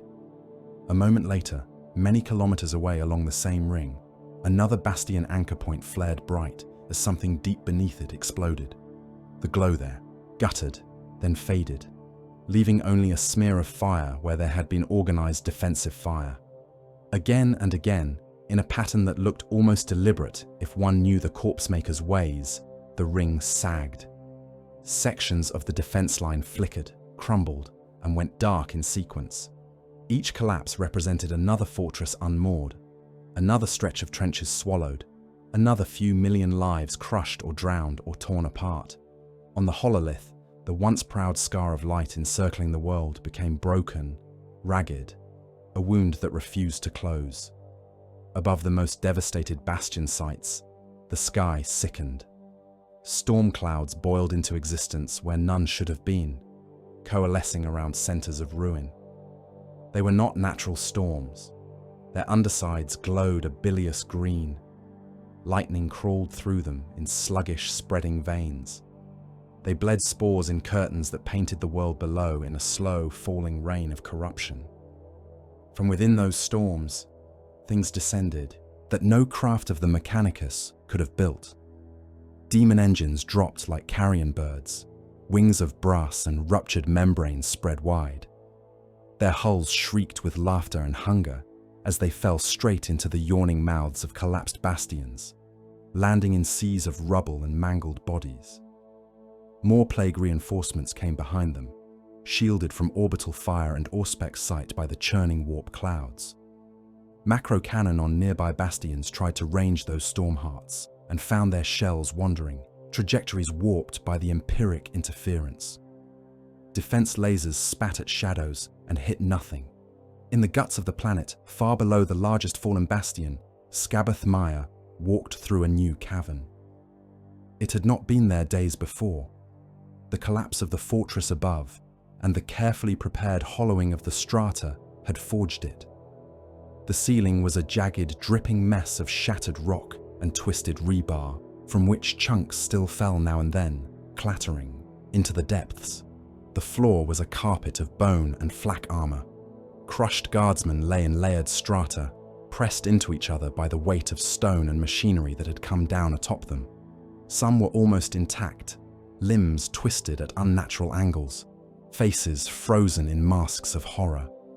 Others were smeared into formless pulp, their gear and bodies fused into a single grotesque sediment. Here and there, a hand or a boot, or a smashed Vox unit protruded like fossils in the making. The air was hot and close, thick with the stink of blood, oil, and the slow cook of trapped bodies. Scabath's boots sank into the soft parts as he walked, leaving deep, wet impressions. Poxwalkers followed in his wake, giggling and scrabbling at the remains, stuffing what they could pry loose into their slavering mouths. Plague Marines trudged behind them, marking walls and supports for future attentions. Scabath paused in the middle of the cavern and looked up. Through a crack in the ceiling, he could see a thin sliver of corrupted sky far, far above, green lightning crawling across it. He ground his augmetic heel into the crushed layer of men beneath him, feeling the squelch through corrupted plate. "This is good stone," he murmured, voice thick with satisfaction. "It remembers pain." Hive Citadel Damaros rose from the poisoned plains like a mountain carved into the likeness of a fortress. Tier upon tier of bastion walls and hab terraces wrapped around its flanks, studded with gun batteries and shield spires. Its crown was a cluster of cathedral bastions and macro cannon towers that clawed at the choked sky, their silhouettes like broken fingers raised in defiance. From the command shrine aboard Grave Meridian, it was a beautiful thing to behold. Vortigas Dreg stood before a hololithic projection that filled an entire wall, the image of Damaros floating in the air, rendered in bruised light. Auspec's ghosts traced the heat signatures of its foundries. The pulsing, life mass of billions of souls crammed into its hive decks, the cool solidity of its armored bones. Flies crawled across the projection, their shadows thrown large and skittering. Prime Bastion, Suthrax breathed at his side. A proud mountain, stuffed with meat. Vortigas's horned helm tilted. The green glare of his lenses was fixed on the central spine of the citadel, a load-bearing core of overbuilt stone and metal that ran from its lowest levels to the spires at its peak. 4 billion souls, he rasped, savoring the scope. A citadel that believes itself eternal. We will bow this mountain of arrogance until its spine snaps. He raised his plague axe, tracing a slow arc through the air, bisecting the image of Damaros. "This one falls," he murmured. "Let the rest of the world see it. Let them hear the crack and know their turn will come." Out beyond Grave Meridian's flanks, the warp twisted again. A lean, dagger-shaped silhouette slid from a tear in reality, its hull marked in stone yellow and obsidian hazard striping. Its lines were clean, almost austere, compared to the corpulent nightmare that was the plague ship. Void shields flared to life as it translated fully, engines burning hard to reach a stable orbit amid the chaotic storms of battle. The strike cruiser, Bastion's Oath, had come to Carcassonne Prime. Within its strategium, beneath banners showing a black tower on a field of ochre, Brother Captain Tiber Acastus studied the same world Vortagus had just vowed to break. The Astartes' armor was the deep, weathered yellow of stone stained by powder and blood. His gauntlets bore the sigil of a clenched fist around a crenellated wall. His face, when bare of helm, was carved in the same deliberate, careful lines as a fortress blueprint. "Our oaths bind us," he said to his gathered officers. "We are sons of Dawn's teachings, if not of his direct blood. We go where walls are tested. We hold where others fail. This world was built in the image of our Primarch's scripture. It will not fall while we stand within its halls." He did not entirely believe that. Not yet. The Auspex data was wrong in ways that pricked the back of his mind. He watched the incoming casualty scrolls, the collapse reports, the tremor readings from Hive Citadel Damaros and its sister bastions. He saw too many mentions of subsidence, of internal failures, of bastion segments shearing where no shell had struck. The pattern was too deliberate. "They have gone to ground," one of his sergeants said quietly, viewing the same cascade of reports. Tiber nodded once. "The Death Guard are siege masters," he replied. "They know that walls are only as strong as their foundations. They will be under the bastions already, gnawing. Vox the surface. We make all speed to Damaros. I will speak with this world's master of stone." Hive Citadel. Damaros' throne bastion shook as Bastion's Oath burned into low orbit. Overhead, Lord Castellan Alaric Vaughan stood at the edge of the Strategium's central holopit as the new contact resolved. His jaw tightened as he saw the heraldry. "Astartes," General Malkai breathed, a mix of relief and resentment in the word. "Stone yellow, a siege chapter by the look of them." Vaughan said nothing. Relief was for lesser men. The Emperor sent what reinforcements he deemed fit, in his unknowable wisdom. That it was a force of fortress-bred Astartes was either providence or a test. A moment later, the great doors to the Strategium opened, and Brother Captain Tiber strode in with a handful of his battle brothers. They were giants among men, ceramite plate polished where it was not scarred, each movement precise and controlled despite the weight of their war gear. Helm lenses glowed like banked coals. The white of purity seals and prayer strips stood out starkly against the yellow armor, each script line a promise or a threat.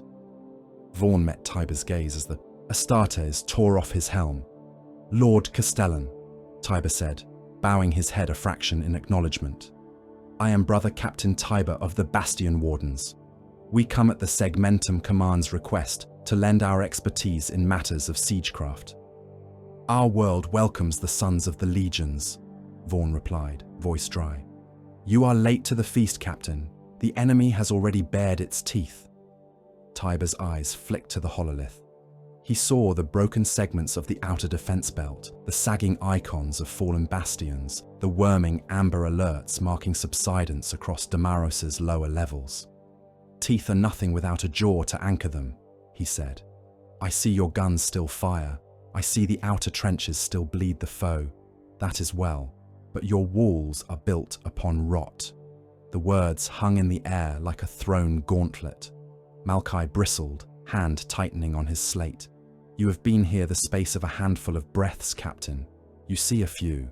Glitching tremor reports and presume to insult our fortress discipline." Tiber did not look at him. His attention remained on Vaughn, the only man in the room whose answer mattered. "These readings," Tiber said, tapping a rune cluster with a ceramite finger, "are not random. The pattern of your collapses, of your minor subsidence, the angles of your bastion shifts, even the failure of that macro spire earlier. This is not age, nor overwork, nor minor fault. This is design. Your citadel is being undermined."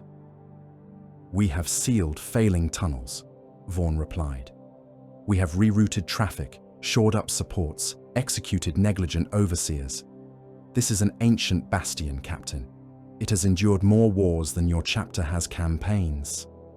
Tiber's jaw clenched. He heard the stubborn pride, the refusal to see what insulted that pride. "It will not endure this one if you ignore the ground beneath you," he said, flat as stone. "The Death Guard are not mere butchers. They are methodical. They have chosen your prime bastion as their main prize. They will be beneath your feet even as we speak, sinking plague roots into your bedrock." "What would you have us do?" Malkai demanded. "Flood the Underhive with promethium? Collapse our own foundations? We fight a planetary siege, Astartes. We cannot indulge every paranoid." "We must countermine," Tiber cut in, with the blunt authority of his kind. "We take engineer corps and assault cadres into the deep levels. We map and break their tunnels. We sanctify your pillars and anchor points. And we must begin evacuations of the lowest hab levels. If a citadel must kneel, better it does so without 4 billion lives still inside its walls." The stratagem went very quiet. "Evacuate the lower levels," Vaughn repeated slowly. "You speak as if you are asking me to shift a company from one trench to another. There are billions of souls in this hive, Captain. Billions. Where? In the Emperor's name, would you have me put them? In the trenches already packed to suffocation? In friendless void under a sky that rains filth?" Tiber did not flinch from the numbers. Astartes did not. "I would have you move those you can," he said. "Clear the most vulnerable strata, relocate command sections and critical macro cogitators. Thin your own foundations so that when they fall, they do not crush quite as much under them. If we do nothing, this citadel will kneel to the plague god, and all within will go to his garden." "Logistically impossible," Malkai snapped. "We are already at capacity. Every transit spine is moving ammunition and reinforcements. There are no spare trains, no empty barracks." "Then you will lose them in one instant, rather than over many days," Tiber said. Vaughn exhaled slowly. "We will begin countermining," he said at last. "Take what engineer assets you require. I will issue orders to the PDF and the sappers. But I will not sow panic by announcing a citywide evacuation. We fight on. This bastion stands. That is not hubris, Captain. It is duty. And duty is another word for stone," Tiber said quietly. "Very well. We will do what we can in the dark you have left us." The underhive levels of Damaros swallowed the Astartes like a beast swallowing stones. Tiber led from the front, his stone yellow plate dulled by dust and smoke, hazard stripes badly scuffed by low ceilings and narrow passages. Around him moved a spearhead of his battle brothers, chain blades and thunderhammers slung, bolters ready. Behind them came elite engineer corps in heavy armor, laden with Auspex arrays, seismic readers, and demolition charges blessed by grim-faced tech priests. The air grew hotter the deeper they went. Lights flickered, then failed, replaced by the pale glow of lumen staves and the red eyes of servo skull scouts. The scent changed from the dry tang of dust to something wetter, heavier. They found the first, corpse-mortared tunnel barely a level below the last loyal habdecks. It had once been a transit route, wide enough for mag trains to pass, its walls adorned with faded murals of imperial victories. Now, entire sections had been peeled away and rebuilt. The stone was slick with dried blood and clotted mold. The walls bulged in places where bone and gristle had been used to fill gaps. Men had been hammered into the mortar. Limbs protruded from the stone, hands frozen in clawed positions. Faces pressed out of the wall, mouths open in silent howls, eyes long since pecked away by vermin.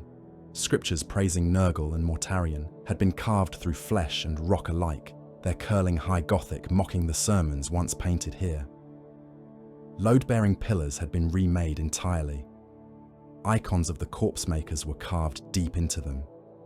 Stylized bastions cracking in half, walls bowing under unseen pressure, towers tumbling.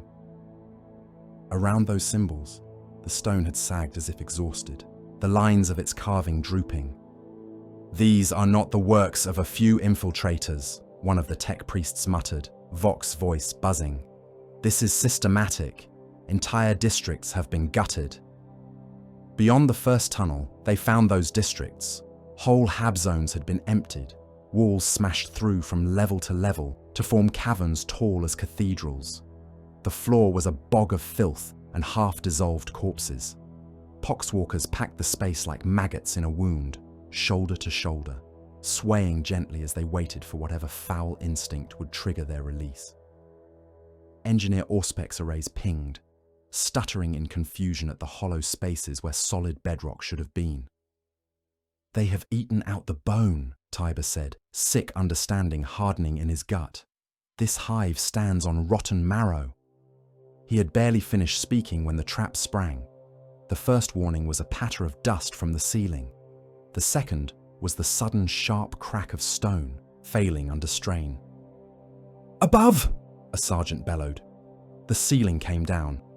Slabs of rock and ferrocrete the size of tanks sheared from their mounts and crashed into the tunnel.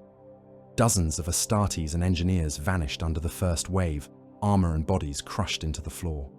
Tiber saw one of his brothers lift a hand in a futile warding gesture before tons of stone erased him. The tunnel filled with choking dust. Vox links snapped into static. Darkness fell as lumen casters shattered. Then the fumes rolled in. Thick, oily vapors billowed through the newly opened fissures, heavier than air, hugging the ground. They glowed faintly in their own right, a sickly pallid green. Men who inhaled them began to cough at once, blood spraying from their mouths in ropes. Flesh blistered wherever the vapors touched exposed skin, bubbling and sloughing away. Panicked engineers tore at their rebreathers, clawing at straps as if they could rip the poison out of their lungs. Some tore their own faces apart in the attempt, fingernails gouging eyes and cheeks. Something laughed in the fumes. Shapes moved through the dust. Plague Marines, their silhouettes bulkier than the Loyalists, their outlines blurred by swarming flies. Demon engines slithered and clanked alongside them. Small things made of bone and brass, mouths like meat grinders, eyes burning with warp light. "Form on me!" Tiber roared, raising his shield. The world narrowed to what he could see within arm's reach. Chain blades revved as his brothers found their feet. The muzzles of bolt guns flared, their fire half blind. Rounds tore through the dark, detonating against unseen armor and flesh, blowing chunks from both. A hulking form charged from the murk, cleaver raised. Scabbeth Maya smashed into Tiber like a wrecking ball. The Bastion Warden's shield took the brunt of the impact, ceramite screaming as the corroded blade slid across its surface, carving deep gouges. Tiber skidded back, boots ploughing furrows in the half-liquefied floor. The champion's stink hit him a heartbeat later, a wall of rot and metal and old blood. "Found the architect," Tiber snarled. "Found another brick," Scabbeth answered, voice gurgling through his vox. "We will break you and mortar your walls with your bones." He swung again, cleaver roaring as its toothed edge chewed the air. Tiber caught the blow on his shield, sparks and filth spraying. He drove forward, slamming the boss of the shield into Scabbeth's chest, forcing the Plague Marine back a step. They traded blows in the dark, each strike echoing like demolition charges. Around them, the tunnel devolved into a brawl of nightmare intimacy. Astartes grappled with Plague Marines among the bodies of the dead. Bolters gave way to pistols and then to blades and fists. Blood ran ankle deep, mixing with the plague fumes to form a slick, stinking mire. Tiber's sword bit into corrupted plate, slicing through rust, and swollen ceramite, opening a gash in Scabbeth's side. A gout of fluid, thick and crawling with worms, poured out. Scabbeth laughed, even as the wound dribbled. "You cling to walls, loyalist," he said, voice bubbling. "You build and you buttress, and you pray your stones will love you. We reshape worlds." "We build empires," Tiber grunted, ripping his blade free. "You leave only carcasses." Scabbeth answered with a headbutt. Horned helm crashed against helm, cracking Tiber's optics. For a second, the Bastion Warden fought half-blind, static and icons swimming across his vision. Scabbeth's cleaver came in again, lower now, teeth shrieking as they met ceramite and bit. Tiber felt the impact as a deep, bone-shaking shock. His breastplate held. Just. Warning runes screamed across his retinal display. "Your empire kneels," Scabbeth hissed. "Listen to it." Deep below their duel, deeper than even Scabbeth's maggot columns had crawled until now, Sothrax, the gashed, stood in a cavern that hummed with the stress of the world. He had chosen his place with care. This chamber lay directly beneath the central spine of Hive Citadel Damaros, beneath the command levels and the macro-cogitators and the sacred shrines. The stone here was thick and old, shot through with veins of ore and ancient fault lines. It had endured more pressure than any other rock in the Hive. It would not endure what he was about to do. Around him, plague acolytes swung braziers filled with burning offal and powdered bone. The smoke clung to the ceiling, reluctant to rise. Carved into the floor was a vast sigil of Nurgle that encompassed the entire chamber, its 3 circles intersecting points where support pillars met the bedrock. Sothrax stood at the center, hunched and glistening. He raised his staff, its head a cluster of rusted bells and fly-encrusted skulls, and began to speak. The words crawled out of him like maggots from a wound. They were thick and slow, syllables of invocation that tasted of grave soil and stale breath. Each one sank into the stone like a nail, pinning corruption in place. As he chanted, he drove the butt of his staff into the floor between the carved lines. On each strike, a pulse of warp energy thudded through the rock. The cavern itself seemed to wince. The bedrock began to move. At first it was subtle, a barely perceptible shiver. Then the stone started to ripple. Its surface flowed in slow, nauseating waves, hard lines softening, angles blunting. Cracks opened like mouths gasping. Seams that had been tight for untold years yawed and narrowed, like breathing. The pillars groaned.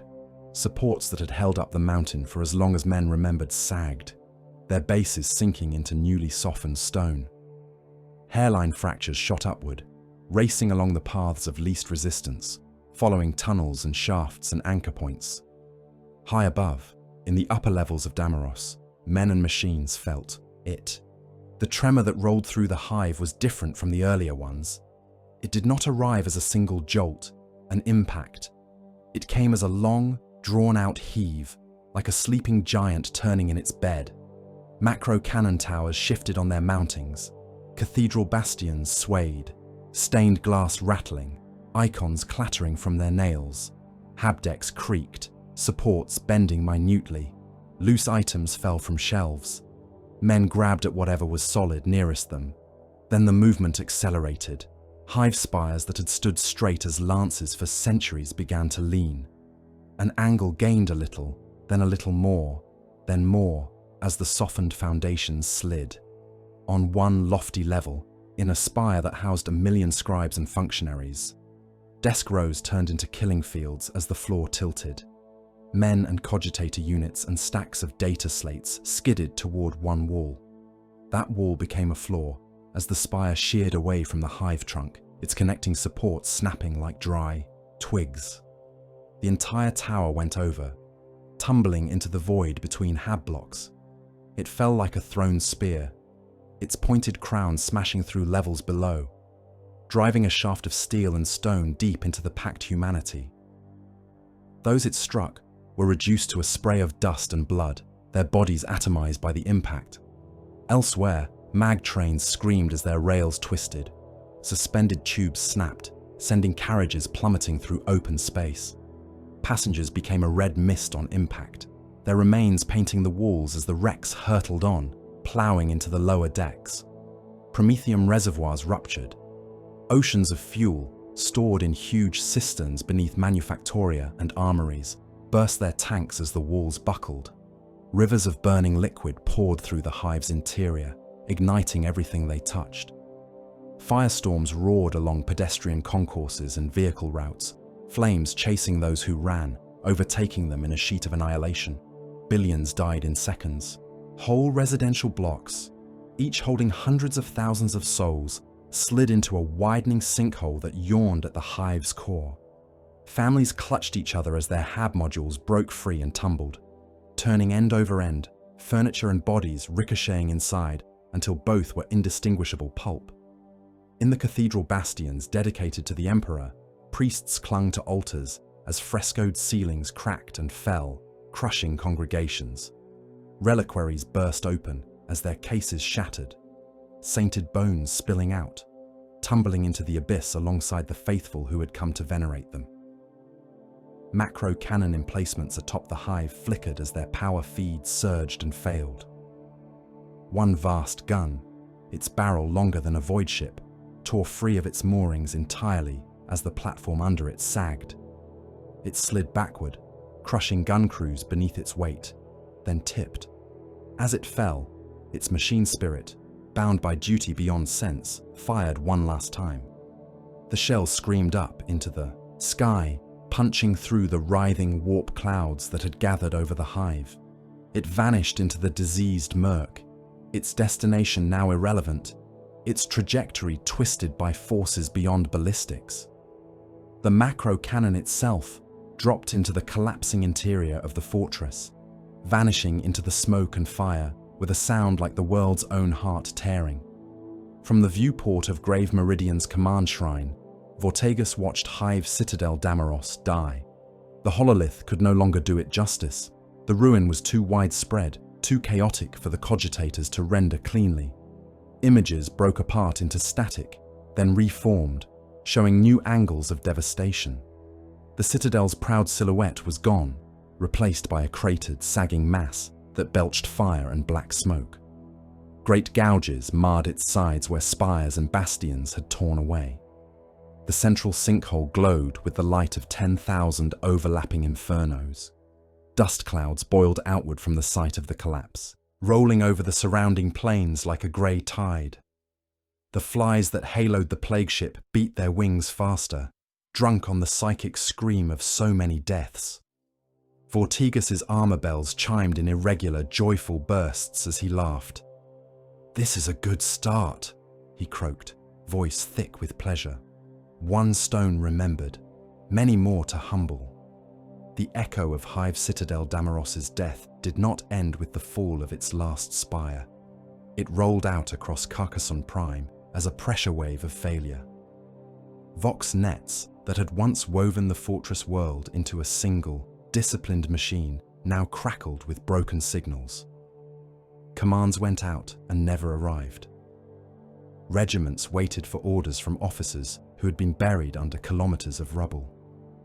Macro batteries requested targeting solutions from cogitators that no longer existed. In the throne bastion, where Lord Castellan Vaughan had presided, there was only ruin. That heart of Damaros had gone down with the rest, swallowed by the sinkhole. The world's formal chain of command had vanished with him in a single catastrophic heartbeat.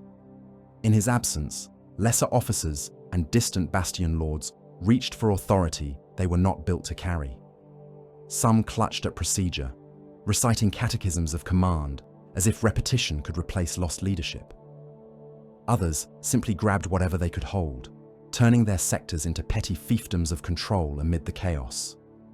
Billets that had once boasted a clear hierarchy became snarls of conflicting signals.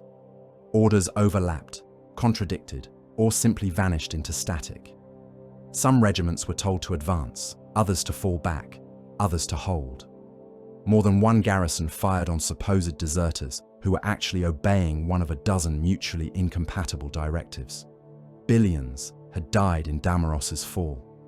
Billions more were trapped in its collapsed guts, screaming in the dark or suffocating in pockets of air that would not last. Across the rest of the planet, countless souls felt the psychic aftershock as a dull pain behind their eyes, a tightening in the chest. Even those who had not known what Damaros was felt that something vast and heavy had just been taken from them. Above that wounded world, a lone strike craft knifed through clouds of filth and ash. Its hull was black, marked only with the sigil of the Inquisition on its flanks. Shields flared as warp-tainted spores spattered its prow. Debris pinged against its armor, fragments of bastion stone and burned flesh caught in the high atmosphere. Within, Inquisitor Thale Orsino sat in a crash throne, his harness biting into the worn leather of his coat. He was a lean man, grey at the temples despite the youth of his features, eyes dark and heavy with knowledge. A Rosarius sat at his throat, its power field humming softly. Data slates floated around him in a grav cradle, their screens alive with streaming numbers and picts. Altitude holding, the pilot croaked over the cabin vox. Atmospheric turbulence at unacceptable levels. We will have to make another pass if you want full topographical renders, my lord. Orsino's gaze did not leave the hololithic feed projected before him. It showed Carcassonne's primary continent, its surface marred by lines of fortifications and eruptions of battle.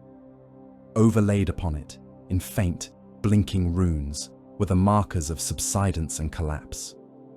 He watched those markers with the calm of a man who had seen too many worlds die.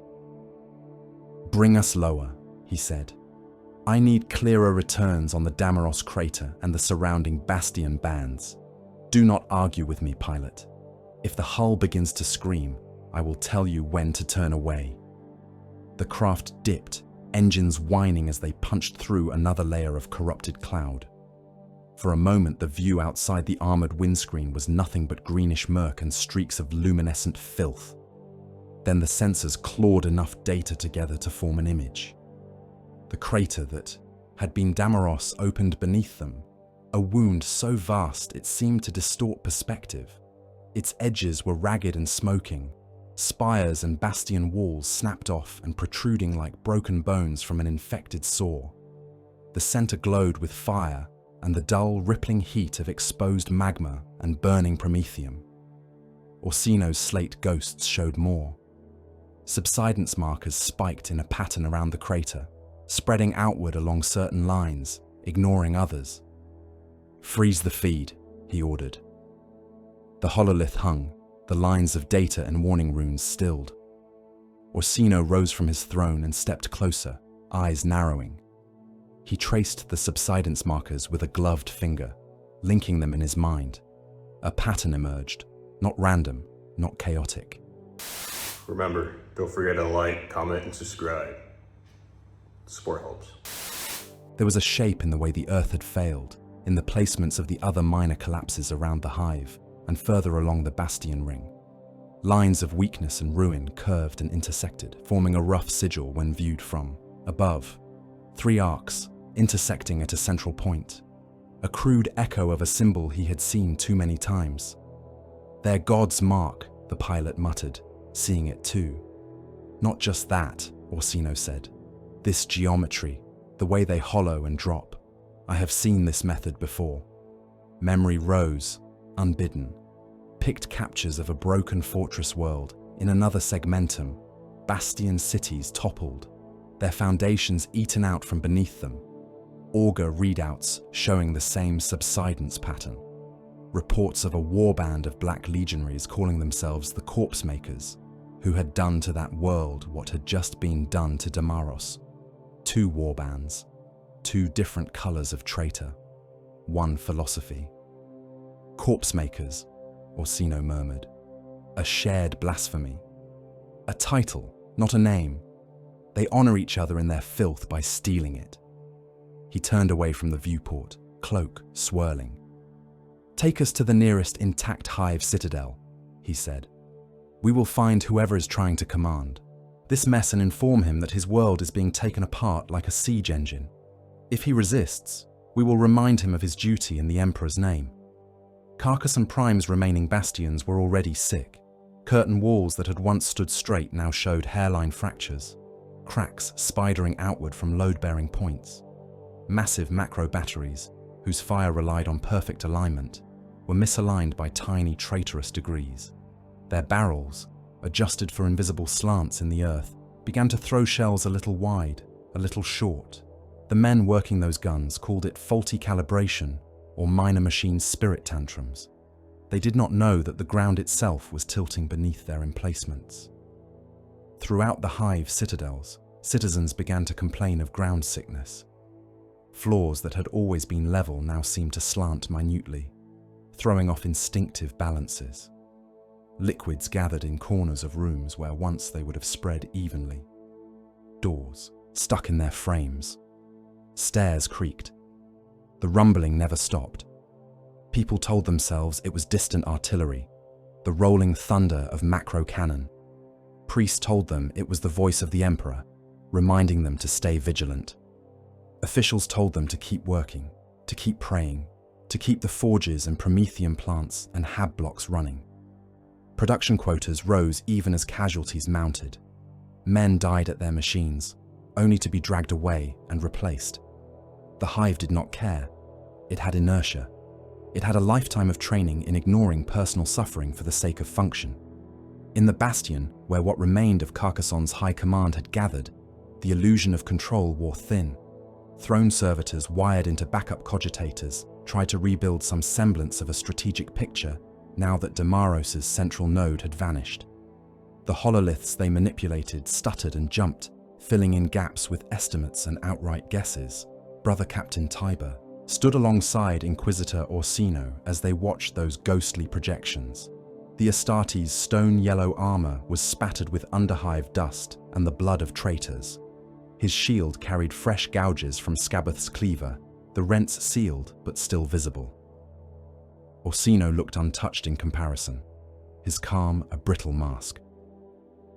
Across the hollow pit, General Malchai argued with a cluster of senior officers. His slate clutched in both hands as if he could strangle the bad news from it. The man looked older than he had the day before, hair gone almost entirely white, skin hanging loose with exhaustion. "He hears, but he does not listen," Tiber said quietly. "He is a mortal man holding the weight of a dead planet on his shoulders," Orsino replied. "He listened too late to one warning. He may yet hear another if it is spoken sharply enough." The general broke away from his knot of officers, saw the Inquisitor and the Astartes waiting, and came over like a man walking, into his own execution. "You wanted my time, Inquisitor," Malchai said, no salutes left in him. "Say what you must. I have 20 crises for every minute of this world's future." "Then I will be brief," Orsino said. "Your world is not merely being besieged, it is being unmade. The patterns I saw over Damaros are repeating across your bastion ring. The Corpsemakers are doing to your foundations what they did in the Ophidian campaigns and on the fortress world of Vraxen. They hollow, they weaken, and then they drop. If we do not adapt, Carcassonne will follow the same script." Malchai's jaw worked. "Adapt how?" he demanded. "We cannot grow new rock. We cannot rebuild bastions in the middle of a siege. Tell me something I can actually do, Inquisitor." Tiber stepped forward. "We turn your bastions into trap stones," he said. "We accept that some must fall. We choose which and when, and make their deaths costly to the enemy." Malchai stared at him. "Explain," he said.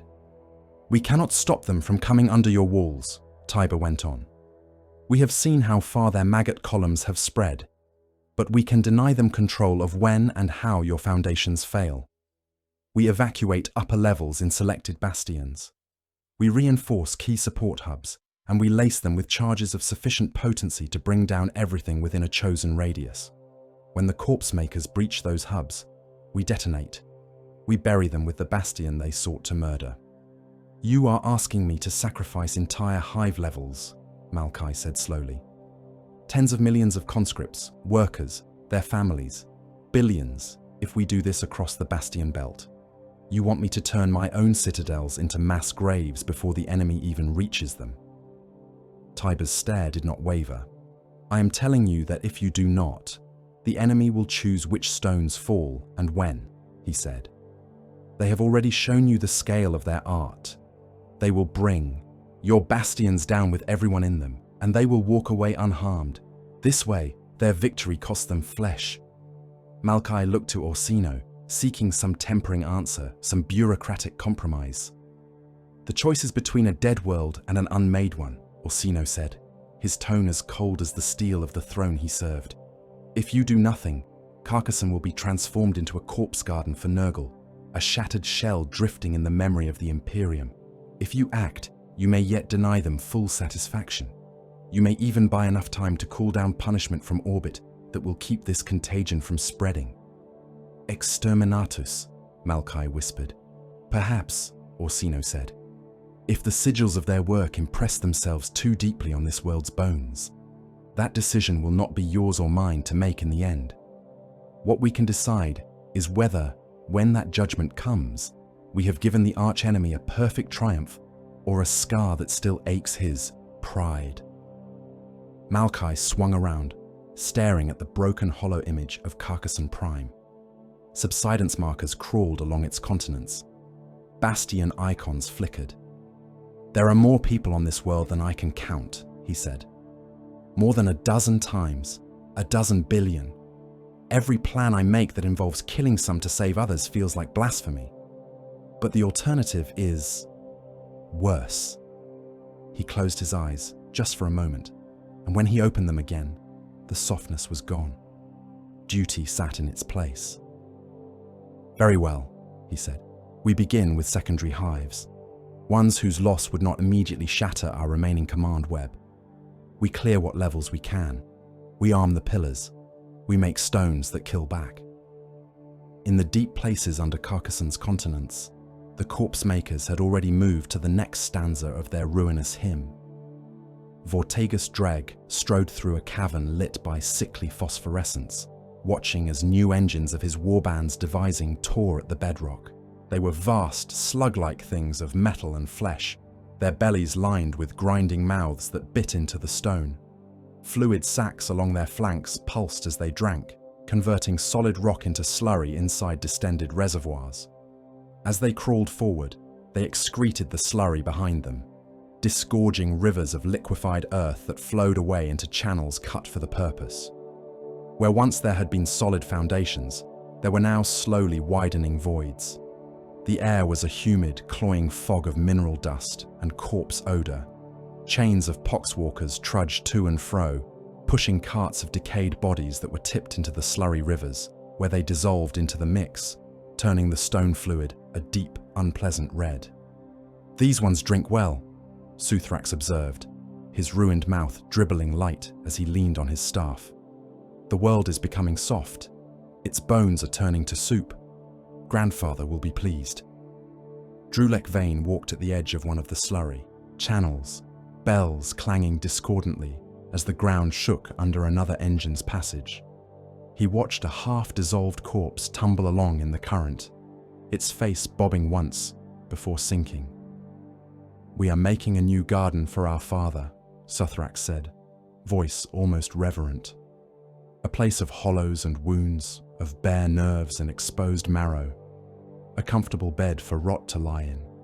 A garden of collapsed monuments, Drulek answered, helm canting as he regarded the hanging skeletons of bastion support frames exposed by the engine's passage. The sweetest crop. Let other warbands harvest skulls and slaves. We take architecture. Above their heads, kilometers of rock and hive and sky lay between their blasphemous work and the men who still believed they stood upon solid ground.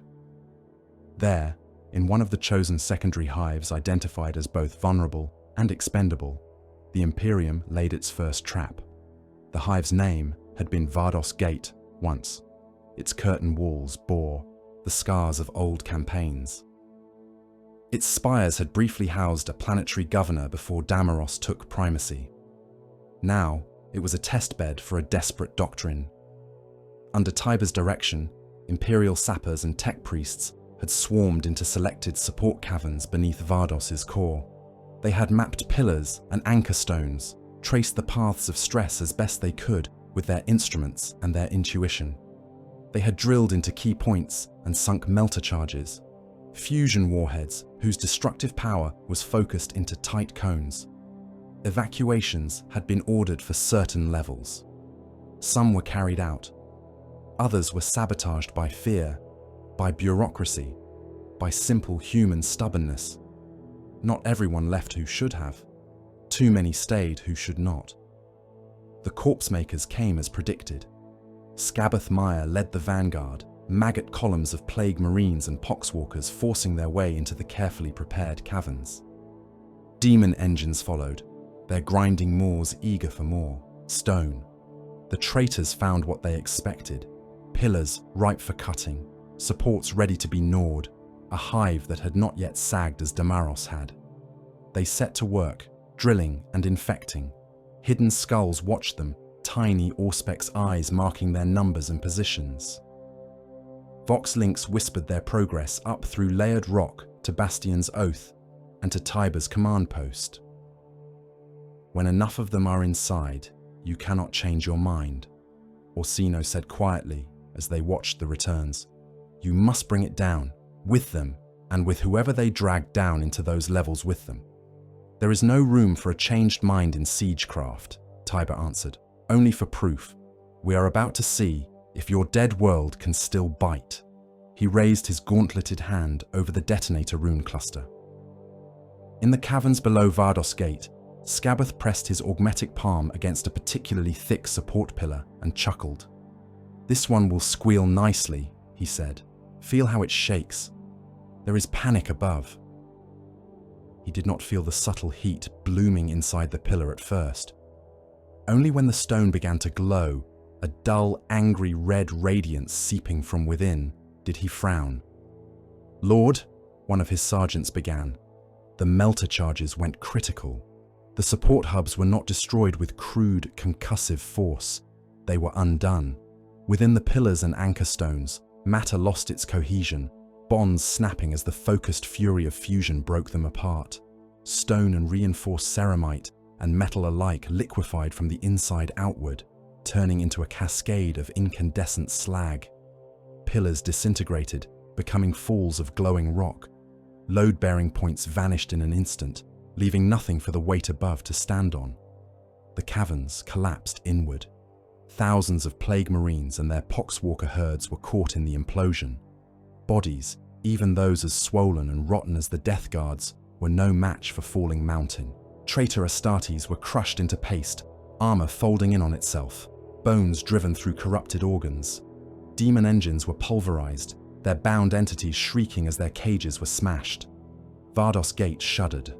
The collapse did not propagate in the same catastrophic way as Damaros's fall.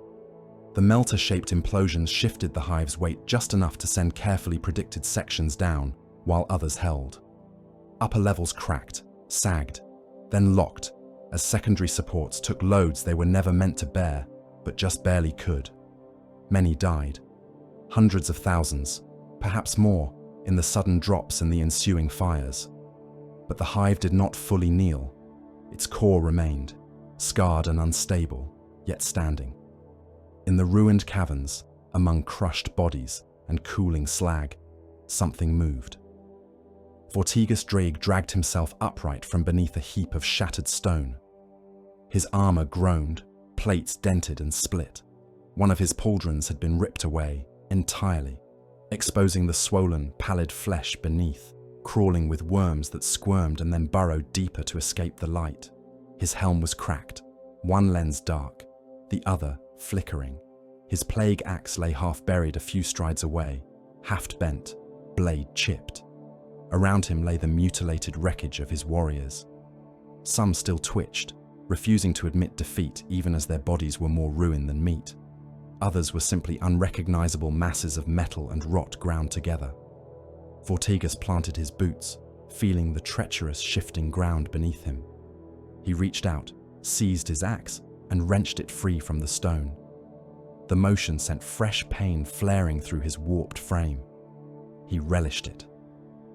"Good," he rasped, voice raw, vox grating. "The stone resists." He looked up, through gaps in the collapsed roofs, at the looming shadow of Vardos Gate above, its silhouette warped but unbroken. "It will make its surrender that much richer," he said.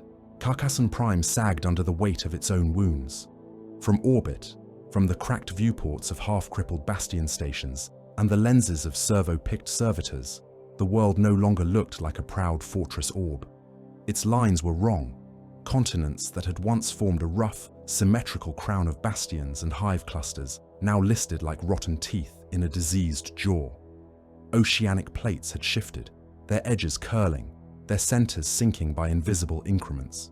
Plague tunnels riddled the crust. Hollowed fault lines ran like veins of darkness through the rock. Demonic cavities, carved into existence by the crawling engines of the Corpsemakers, pocked the mantle. The planet shivered with each new collapse like an animal plagued by fever. Kilometer-wide chasms had opened where plains and defense fields had once been. They yawned black and bottomless, their lips lined with shattered fortifications and broken armor. In some, magma glowed far below, pulsing like a sluggish heartbeat. In others, only fog rose, a vapor stinking of rot and warp taint. Entire oceanic bastion platforms, vast artificial citadels built upon reinforced plates in the polluted seas, toppled. One such platform, Bastion Mare Tertius, had been a floating city of guns and armor, its underside studded with stabilizers and anchor pylons, sunk deep into the continental shelf. When the Corpsemakers finished their work beneath that shelf, the supports simply ceased to be. The whole structure lurched, tilted, then rolled. Defense towers sheared away, plunging into the black water. Macro cannon barrels swung like flails as their mounts broke, smashing through habstacks and armories. Men and machines and sanctified metal slid screaming off the edge as gravity took them. For a breath, Bastion Mare Tertius rode the waves on its side like a dying beast. Then it broke. Sections snapped off in clanging convulsions, their mass too great for the torn structure to bear. Water rushed into open wounds, filling voids that had always been meant to keep the sea out. The bastions sank piece by piece, vanishing under warp-tainted waves. Billions drowned in moments. Guardsmen in sealed bunkers, gunners in their turret towers, serfs in the habstacks, priests at their altars. The sea, thick with chemical scum and the detritus of centuries, closed over them with obscene eagerness.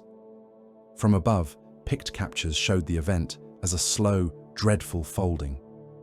The platform, once a clean geometry of defensive intent, became a collapsing smear. The planet itself seemed to sag around the wound, as if that loss had tugged more of its mass inward. World by world, bastion by bastion, Carcassonne Prime collapsed into itself like a corpse left too long in the sun. The sky grew sicker. Storms had already formed over the worst of the devastation, birthed by heat and released gases and the empiric disturbance of so much death.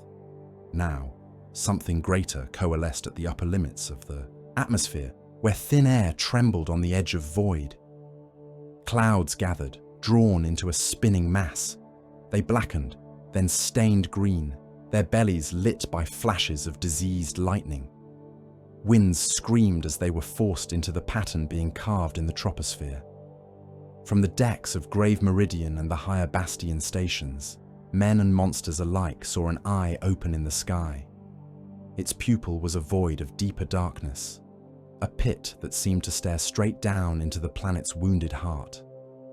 Around it, 3 concentric rings of storm glowed, each a different shade of corpse green, each turning at its own slow, inexorable pace. The iris that filled the space between those rings was made of flies. They swarmed by the trillion, each tiny body beating its wings in time, with a rhythm that did not belong to Carcassonne Prime. Together, they formed a living, shifting disk, gleaming wetly as it watched the world sag. The psychic pressure that rolled off that eye pressed into every mind that could still feel. Some fell to their knees, clutching their heads as a sense of swollen, amused approval filled them. Others vomited up bile and blood, their bodies reacting to a presence that thought of them only as future mulch. In the warp, vast and terrible, two powers regarded the artistry below. Mortarion, Primarch of the Death Guard, brood lord of desolation, and the grandfather he served. Their regard was a weight, a benediction like a hand laid upon a faithful hound's head. On the ground, in the ruins and hollow places, the Corpsemakers returned that favor as best they could. Corpse masonry entered its full expression. In the shattered crater that had been Damaros, traitor warbands worked at their craft. Bastion gates, once proud entryways bearing imperial iconography, were dragged from the rubble by demon engines and chains of poxwalkers. Set on their heads, they became arches over pits filled with writhing dead. Poxwalkers churned in these pits, shoulder to shoulder, layer upon layer of infected flesh, their moans blending into a constant, nauseous hum. From above, the inverted gates formed grotesque halos framing those living entrails. Macro cannon barrels, those titanic weapons that had once hurled death into orbit in the Emperor's name, were ripped from their stations. Their length was laid out in ossuary lines, propped on piles of skulls and broken armor. The muzzles pointed downward now, not toward the sky, but toward rivers of liquefied human remains. These rivers were the Corpsemakers' mortar. They gathered the slurry in which so many had perished, blood and fat and bone fragments and boiled organs, and boiled it further in cauldrons of corroded iron, chanting praises to Nurgle as it thickened. When it had cooled to the consistency of putrid clay, they used it to cement broken bastion stones together into monuments.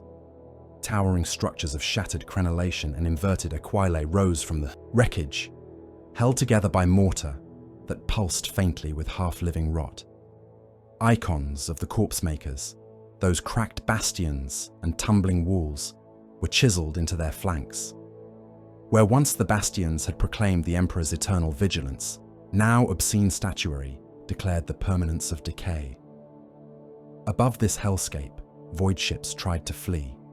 Not all had been lost in the initial orbital exchanges. Some bastion stations still held position, their void shields sputtering but alive. A few system monitors and battered troop transports had survived through a combination of luck, distance, and stubborn machine spirits. They converged on the remaining functional docks around the least damaged hive citadels and fortress spheres. There, under skies that wept ash and flies, they tried to lift as many as they could from a world that had begun to forget how to hold itself together. The numbers were cruel. Tens of billions had lived here when the siege began. The surviving voidcraft could carry at best a few million. The arithmetic of salvation was as unforgiving as the galaxy itself. Embarkation bays became slaughterhouses. Men who had once faced the enemy in ordered ranks now formed frenzied mobs at the foot of loading ramps. Officers with loudhailers tried to impose some structure, some priority, but their words vanished under the roar of desperate voices. The promise of escape, however faint, stripped away discipline. Stampedes broke out as soon as the first shuttle doors opened. Men pushed and clawed, trampling anyone who stumbled. Bodies fell and were crushed, then became a layer underfoot, their blood turning the ferrocrete slick. Weapons were drawn. Fists turned to blades as soldiers fought their own comrades for the chance to be among the few lifted away. In some bays, commissars and priests tried to hold order with force. Bolters barked into crowds. Power mauls cracked skulls. Men fell by the tens and hundreds, forming walls of dead that briefly stemmed the press. It did not last. The tide of panic washed over such obstacles, grinding them flat. Elsewhere, officers simply turned their shuttle's guns on the densest parts of the crowd, clearing space with streams of fire. Those who survived the initial salvos ran for the newly emptied ground, only to be cut down in turn. Above this chaos, Inquisitor Thele Orsino, watched from the command deck of a commandeered Bastion vessel, his face lit by the pallid glow of data displays. He saw the evacuation numbers. He saw the scale of the corruption spreading through Carcassonne's crust. He saw the sigils traced faintly across the subsidence patterns, the outlines of Nurgle's mark impressed upon the very bones of the world. He saw a corpse world being born. "This is no longer a siege," he said, more to himself than to the astropath seated in his throne of wires and bone nearby. "This is a metamorphosis." The astropath's eyes were bandaged, his sockets long since burned, out by the light of the warp. His mouth trembled, foam flecked at the corners as he sensed things beyond the hull. Flies crawled over his bare scalp, unheeded. "Can it still be saved?" one of Orsino's aides asked, voice thin. "Not as a fortress world," Orsino said. "Perhaps not even as a human one. The question is no longer how to hold Carcassonne. It is how to deny it to the great enemy in a form he finds pleasing." He turned to the astropath. "Prepare to transmit," he said. "Encryption Omega Mortis, Priority Inquisitorial, Segmentum Command, Ordo Malleus Enclaves, any battle group within range. By my authority, by the seal I bear, I request authorization for ultimate sanction upon the world, designated Carcassonne Prime." The astropath shuddered, sweat and blood mingling on his skin. "Words," he croaked. "You must give me words." Orsino spoke them, voice a death sentence for a planet. He described the Corpsemaker's work. He described the fall of Damaros, the hollowing of the bastions, the eye in the sky, the transformation of stones into saws. He spoke of a world being reshaped from fortress into plague monument, a breeding ground for contagion not just of the flesh, but of faith. He argued that exterminatus, that final, absolute scouring, was not merely permitted, but required. That to allow Carcassonne to fester was to invite the birth of a minor plague planet in real space, a stepping stone for Nurgle's filth deeper into the Imperium. When he finished, the astropath screamed the message into the warp, his mind a razor of pain that cut through the churning unreality for a moment before being lost. There would be no swift reply. The tide of the immaterium around Carcassonne was fouled and storm-torn. Signals would take time to reach any listening ear. Time was something the planet no longer had in abundance. Brother Captain Tiber Acastus did not concern himself with that plea. His duty lay closer, heavier. He stood in an observation gallery aboard Castrum Invictus, the fortress sphere that still hung above Carcassonne's most intact continent, like a bruised moon. The sphere was a relic of older campaigns, a mobile bastion whose engines could shift it to whatever front required its guns.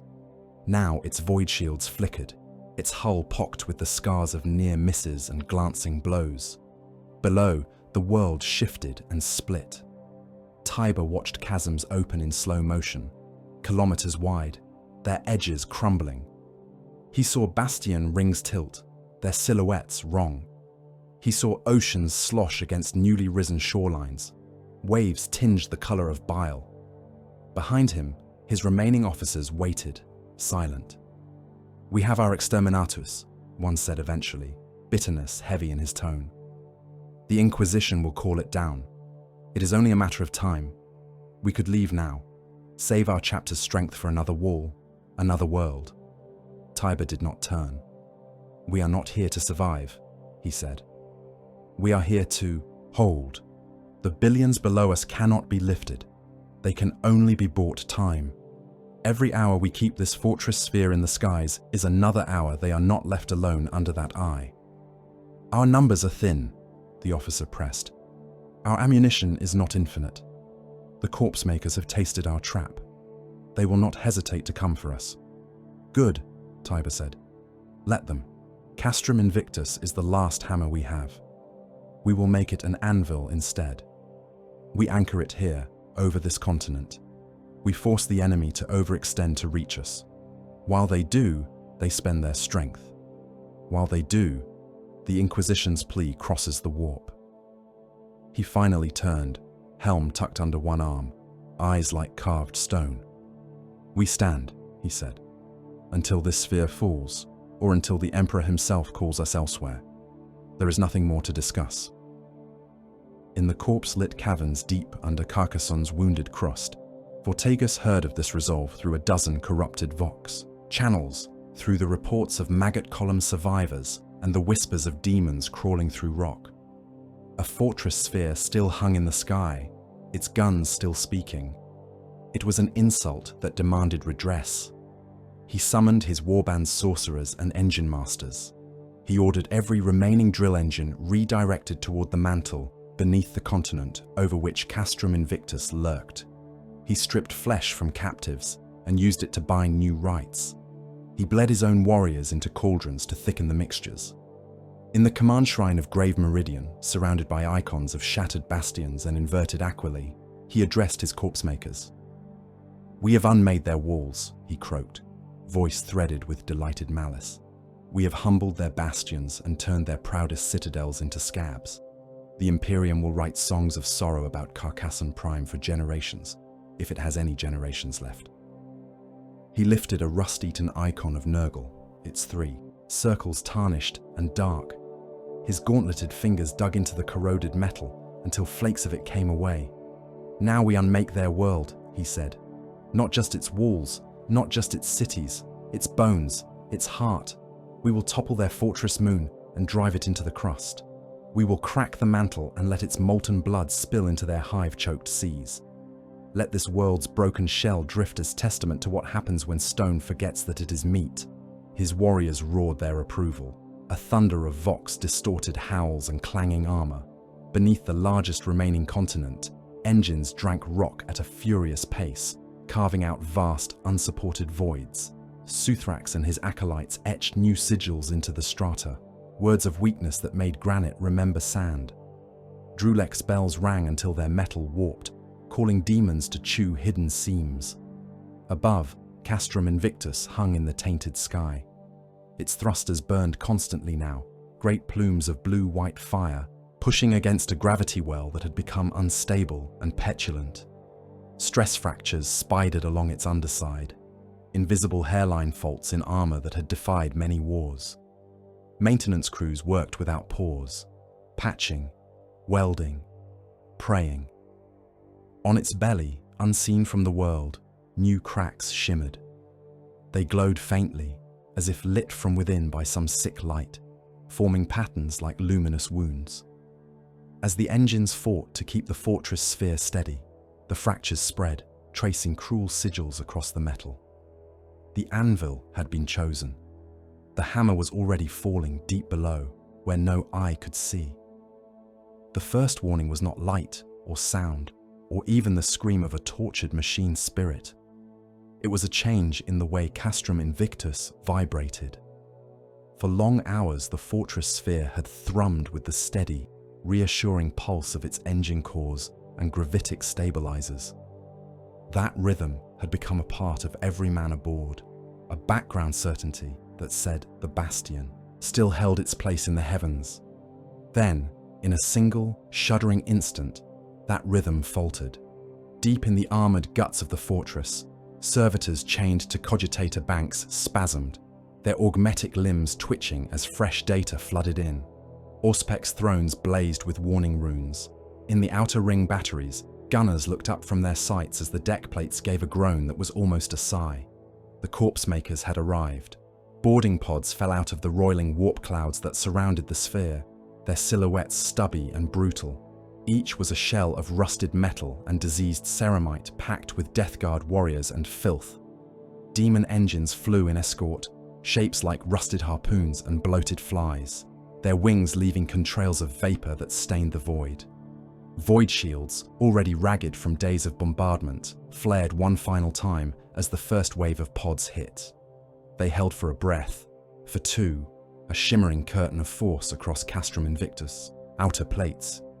Then plague charges planted far below, in Carcassonne Prime's corrupted crust, exploded. The detonations were not mere bursts of fire and pressure. They were focused ruptures, collapsing caverns the size of cities carved by Corpsemaker engines, channeled into the mantle. Shockwaves rose through the rock like titanic fists, striking the planet's gravity well, distorting it. The fortress sphere's stabilizers strained to compensate.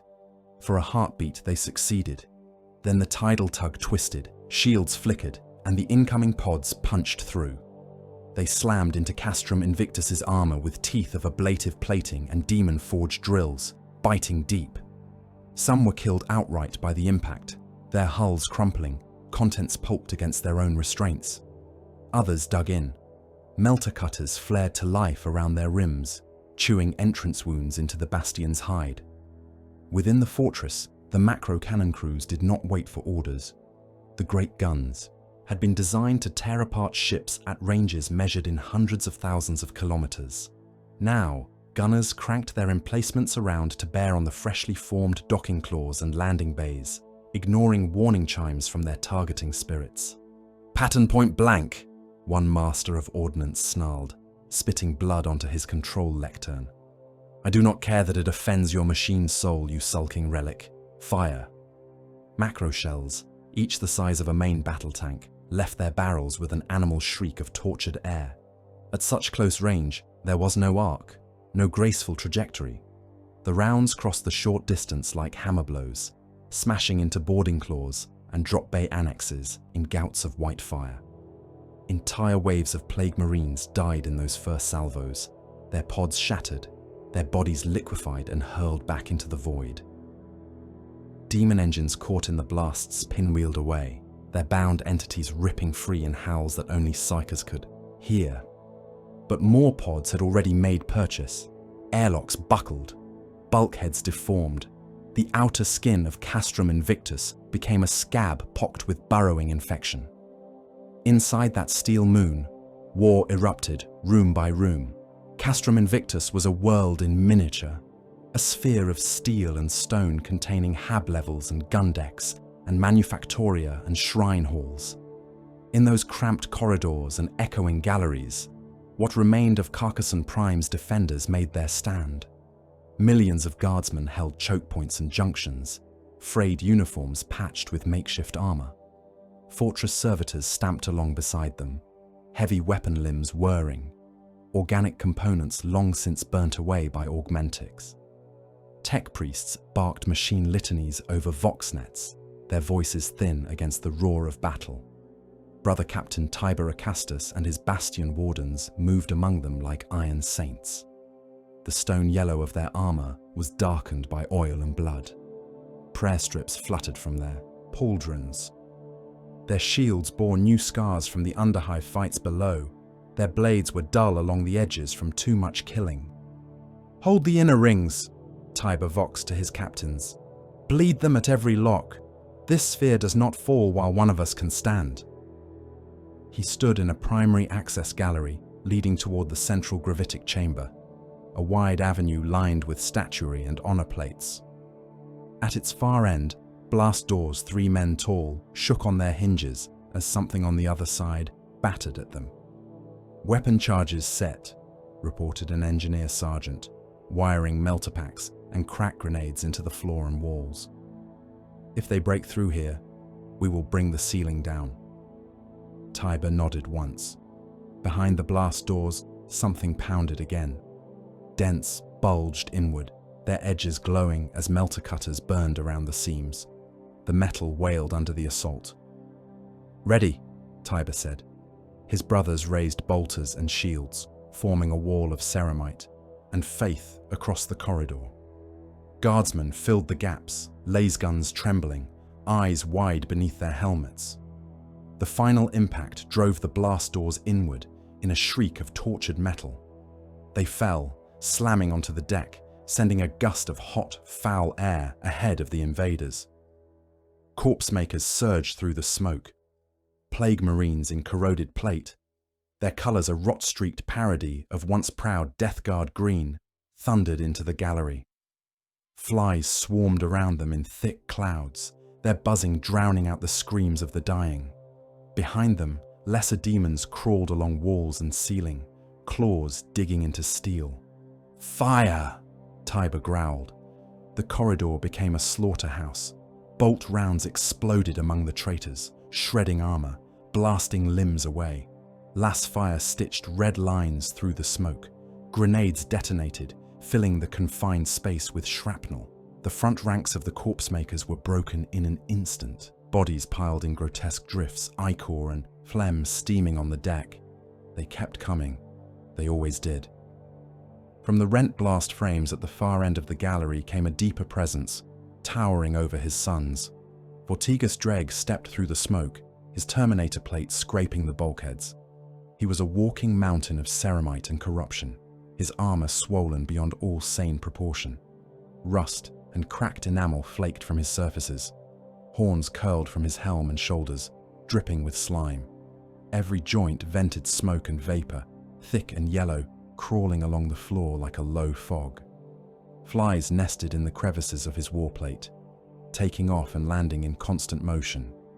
Rust-eaten bells hung from chains on his shoulders and waist, tolling with each ponderous step. He carried his plague axe one-handed. The weapon's head was a wedge of metal so pitted and diseased it looked more like a tumor than a blade. Yet it cut through steel and bone alike with blasphemous ease. With a single swing, he cleared the piled corpses from the threshold, flinging them aside. "Forward!" he rasped to his Terminator retinue. "The stone heart is close. We will unmake it." Behind him, Corpsemakers poured into the breach, stepping over the lost with the indifference of men walking through mud. The gravitic stabilizer core lay at the very center of Castrum Invictus, a cathedral of machinery, where titanic engines reached out with invisible hands to grip the planet below and balance the sphere in its orbit. The chamber was a cavern of metal and force. Vertical shafts filled with roiling energy ran from floor to ceiling. Massive cogitators thrummed, their thought engines calculating constant adjustments. Conduits as large as hab blocks pulsed with power, carrying it from reactors to field projectors. Standing nearest the central stabilizer column was like standing at the eye of a storm. Every breath tasted of ozone. Every hair stood on end. The air trembled, the sound of the machinery a constant deafening roar. It was here that Vortigas came, carving his way through bulkheads and choke points, leaving a trail of ruin behind. Servitors wired into the stabilizer screamed as his axe fell, severing control limbs and cutting connection cables. Tech priests died gurgling prayers as their metal was peeled open and their flesh turned to pulp. Corpsemaker squads fanned out through the chamber, bolters barking as they gunned down defenders. Guardsmen who had been stationed here, men chosen for their steadiness under constant pounding, found their courage breaking under the onslaught of rot and filth, flooding their sanctum. Tiber reached the chamber through a side access, bounding over the bodies of those who had tried to hold the roots before him. His armor was scarred and blackened, his shield cracked along one edge, but he moved with the same deliberate, implacable purpose he had shown since the siege began. He stepped into the stabilizer cathedral and took in their scene in a single, terrible glance. Corpsemakers were everywhere.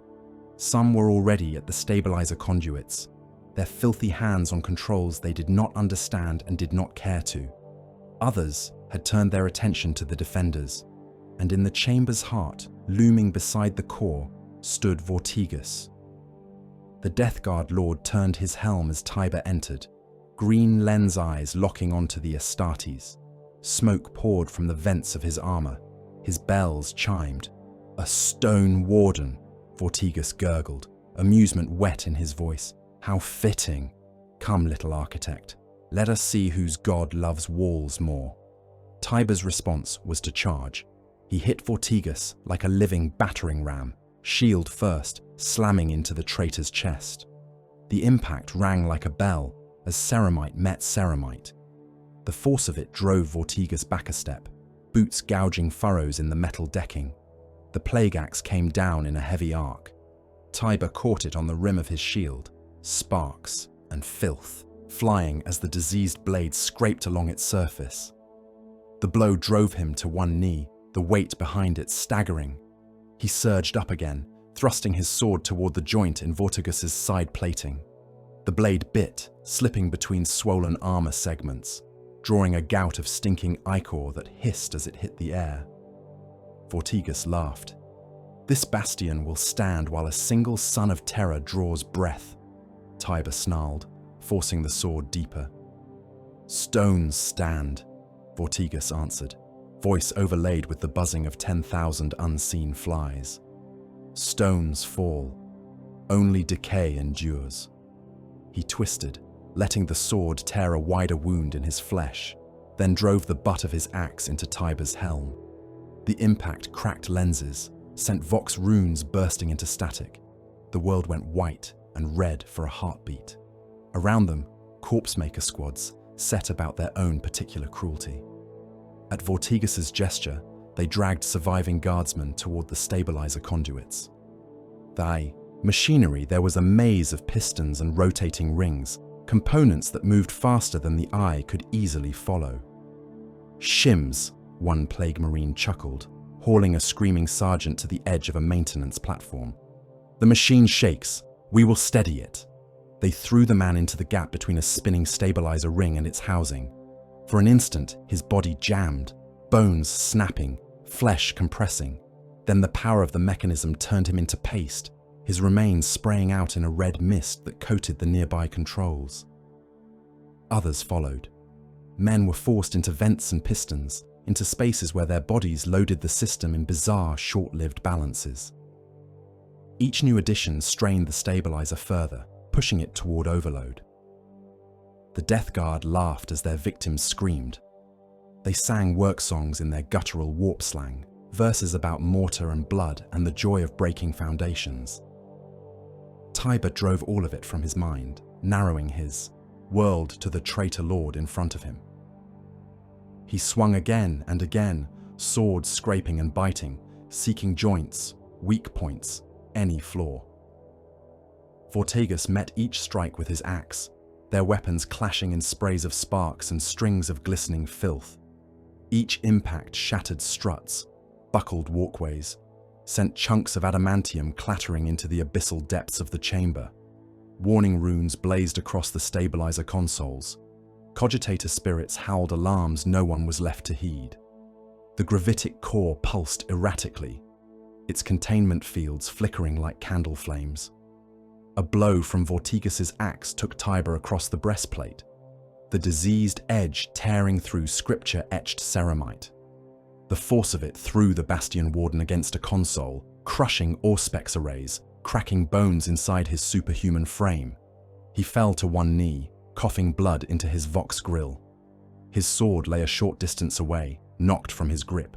His shield arm hung limp, servos severed, bones broken.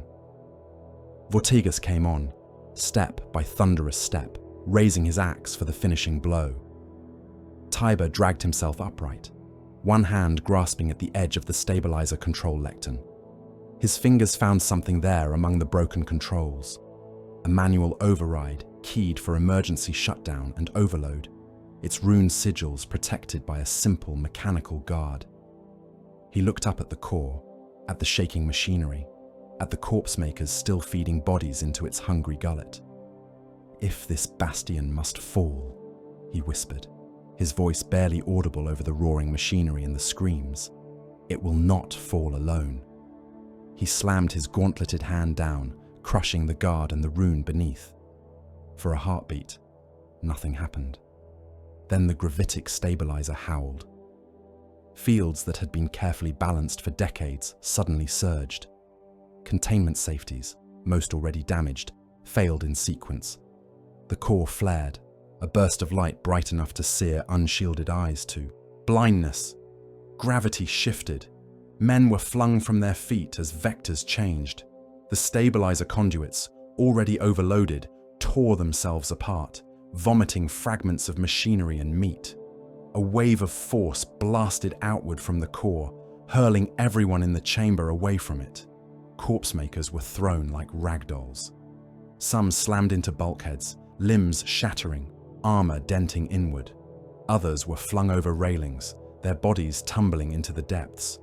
The stabilizer itself shuddered and split along its length, cracks opening to reveal impossible geometry within, glimpses of the raw, howling warp bleeding through. Tiber went with them, lifted off his feet and hurled backward. Vortigern moved with the kind of stubborn, hateful tenacity only a champion of Nurgle could muster.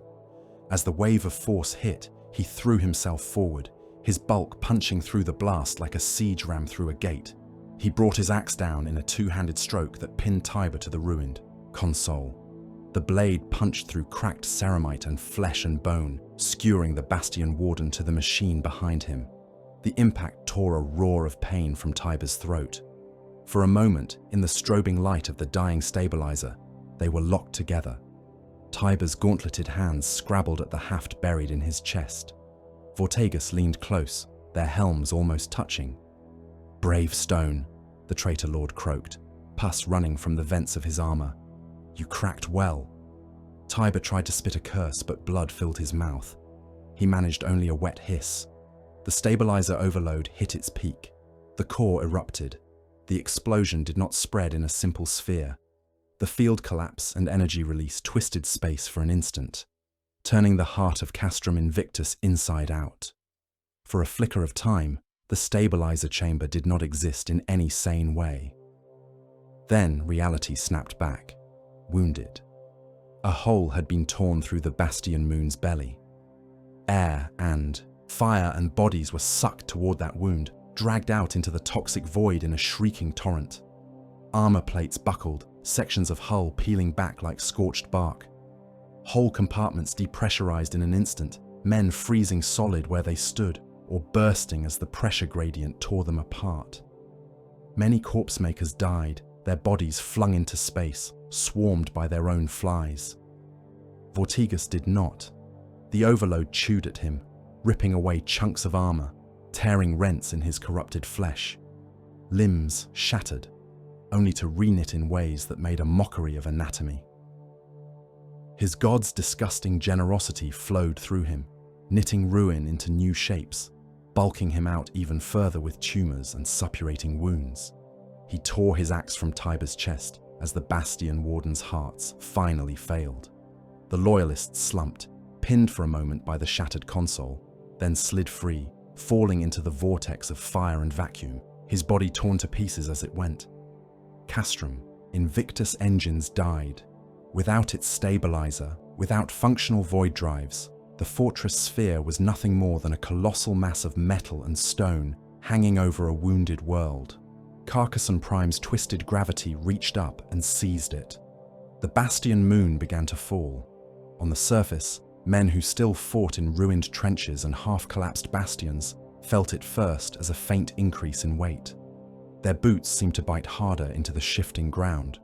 Their bones ached. Vox units squealed with interference. Then they looked up. Through ash clouds and warp-tainted storms, they saw a new star, low in the sky. It grew quickly, a burning orb streaked with fire and debris. As it descended, details resolved. Gun towers, armor plates, defensive lattices now broken and aflame. Castrum Invictus tumbled, its outer sections shedding in a trail of wreckage. Fires streamed from its rents like banners. From some angles it looked almost like a skull, its main gun arrays, hollowed eye sockets, its central spine a broken jaw. Across the remaining hemisphere, billions saw it coming. Some dropped to their knees, hands clasped, lips running through prayers that had comforted them since childhood. Others screamed and ran, as if there were anywhere left to run. Sirens howled in hive levels already half collapsed. Vox channels filled with overlapping cries. The fortress sphere struck. It did not impact as a simple object. Its fall, combined with the already wounded state of the crust, turned the collision into an act of surgical planetary murder. Castrum Invictus drove into Carcassonne Prime's mantle like a gigantic jagged bullet, punching through crust, through seas, through bastion bands. The shockwave raced outward, faster than any living thing. It shattered mountains, flattened fortress chains, vaporized ocean water in a ring that circled the impact.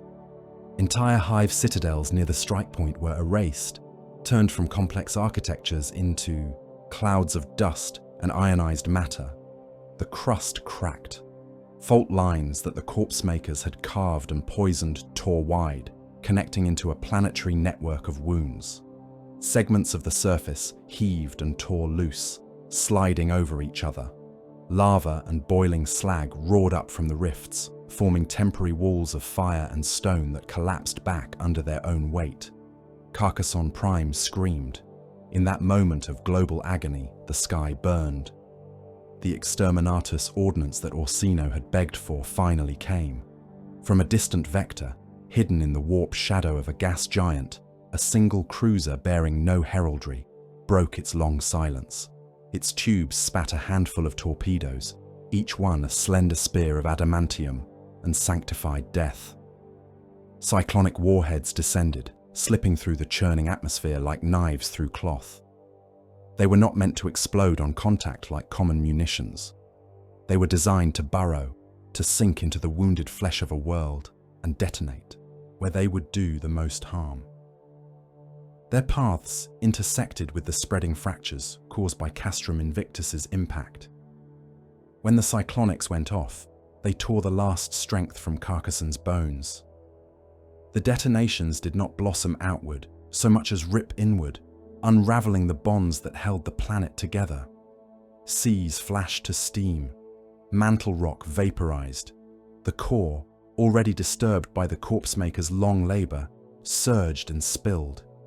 Carcassonne Prime began to come apart.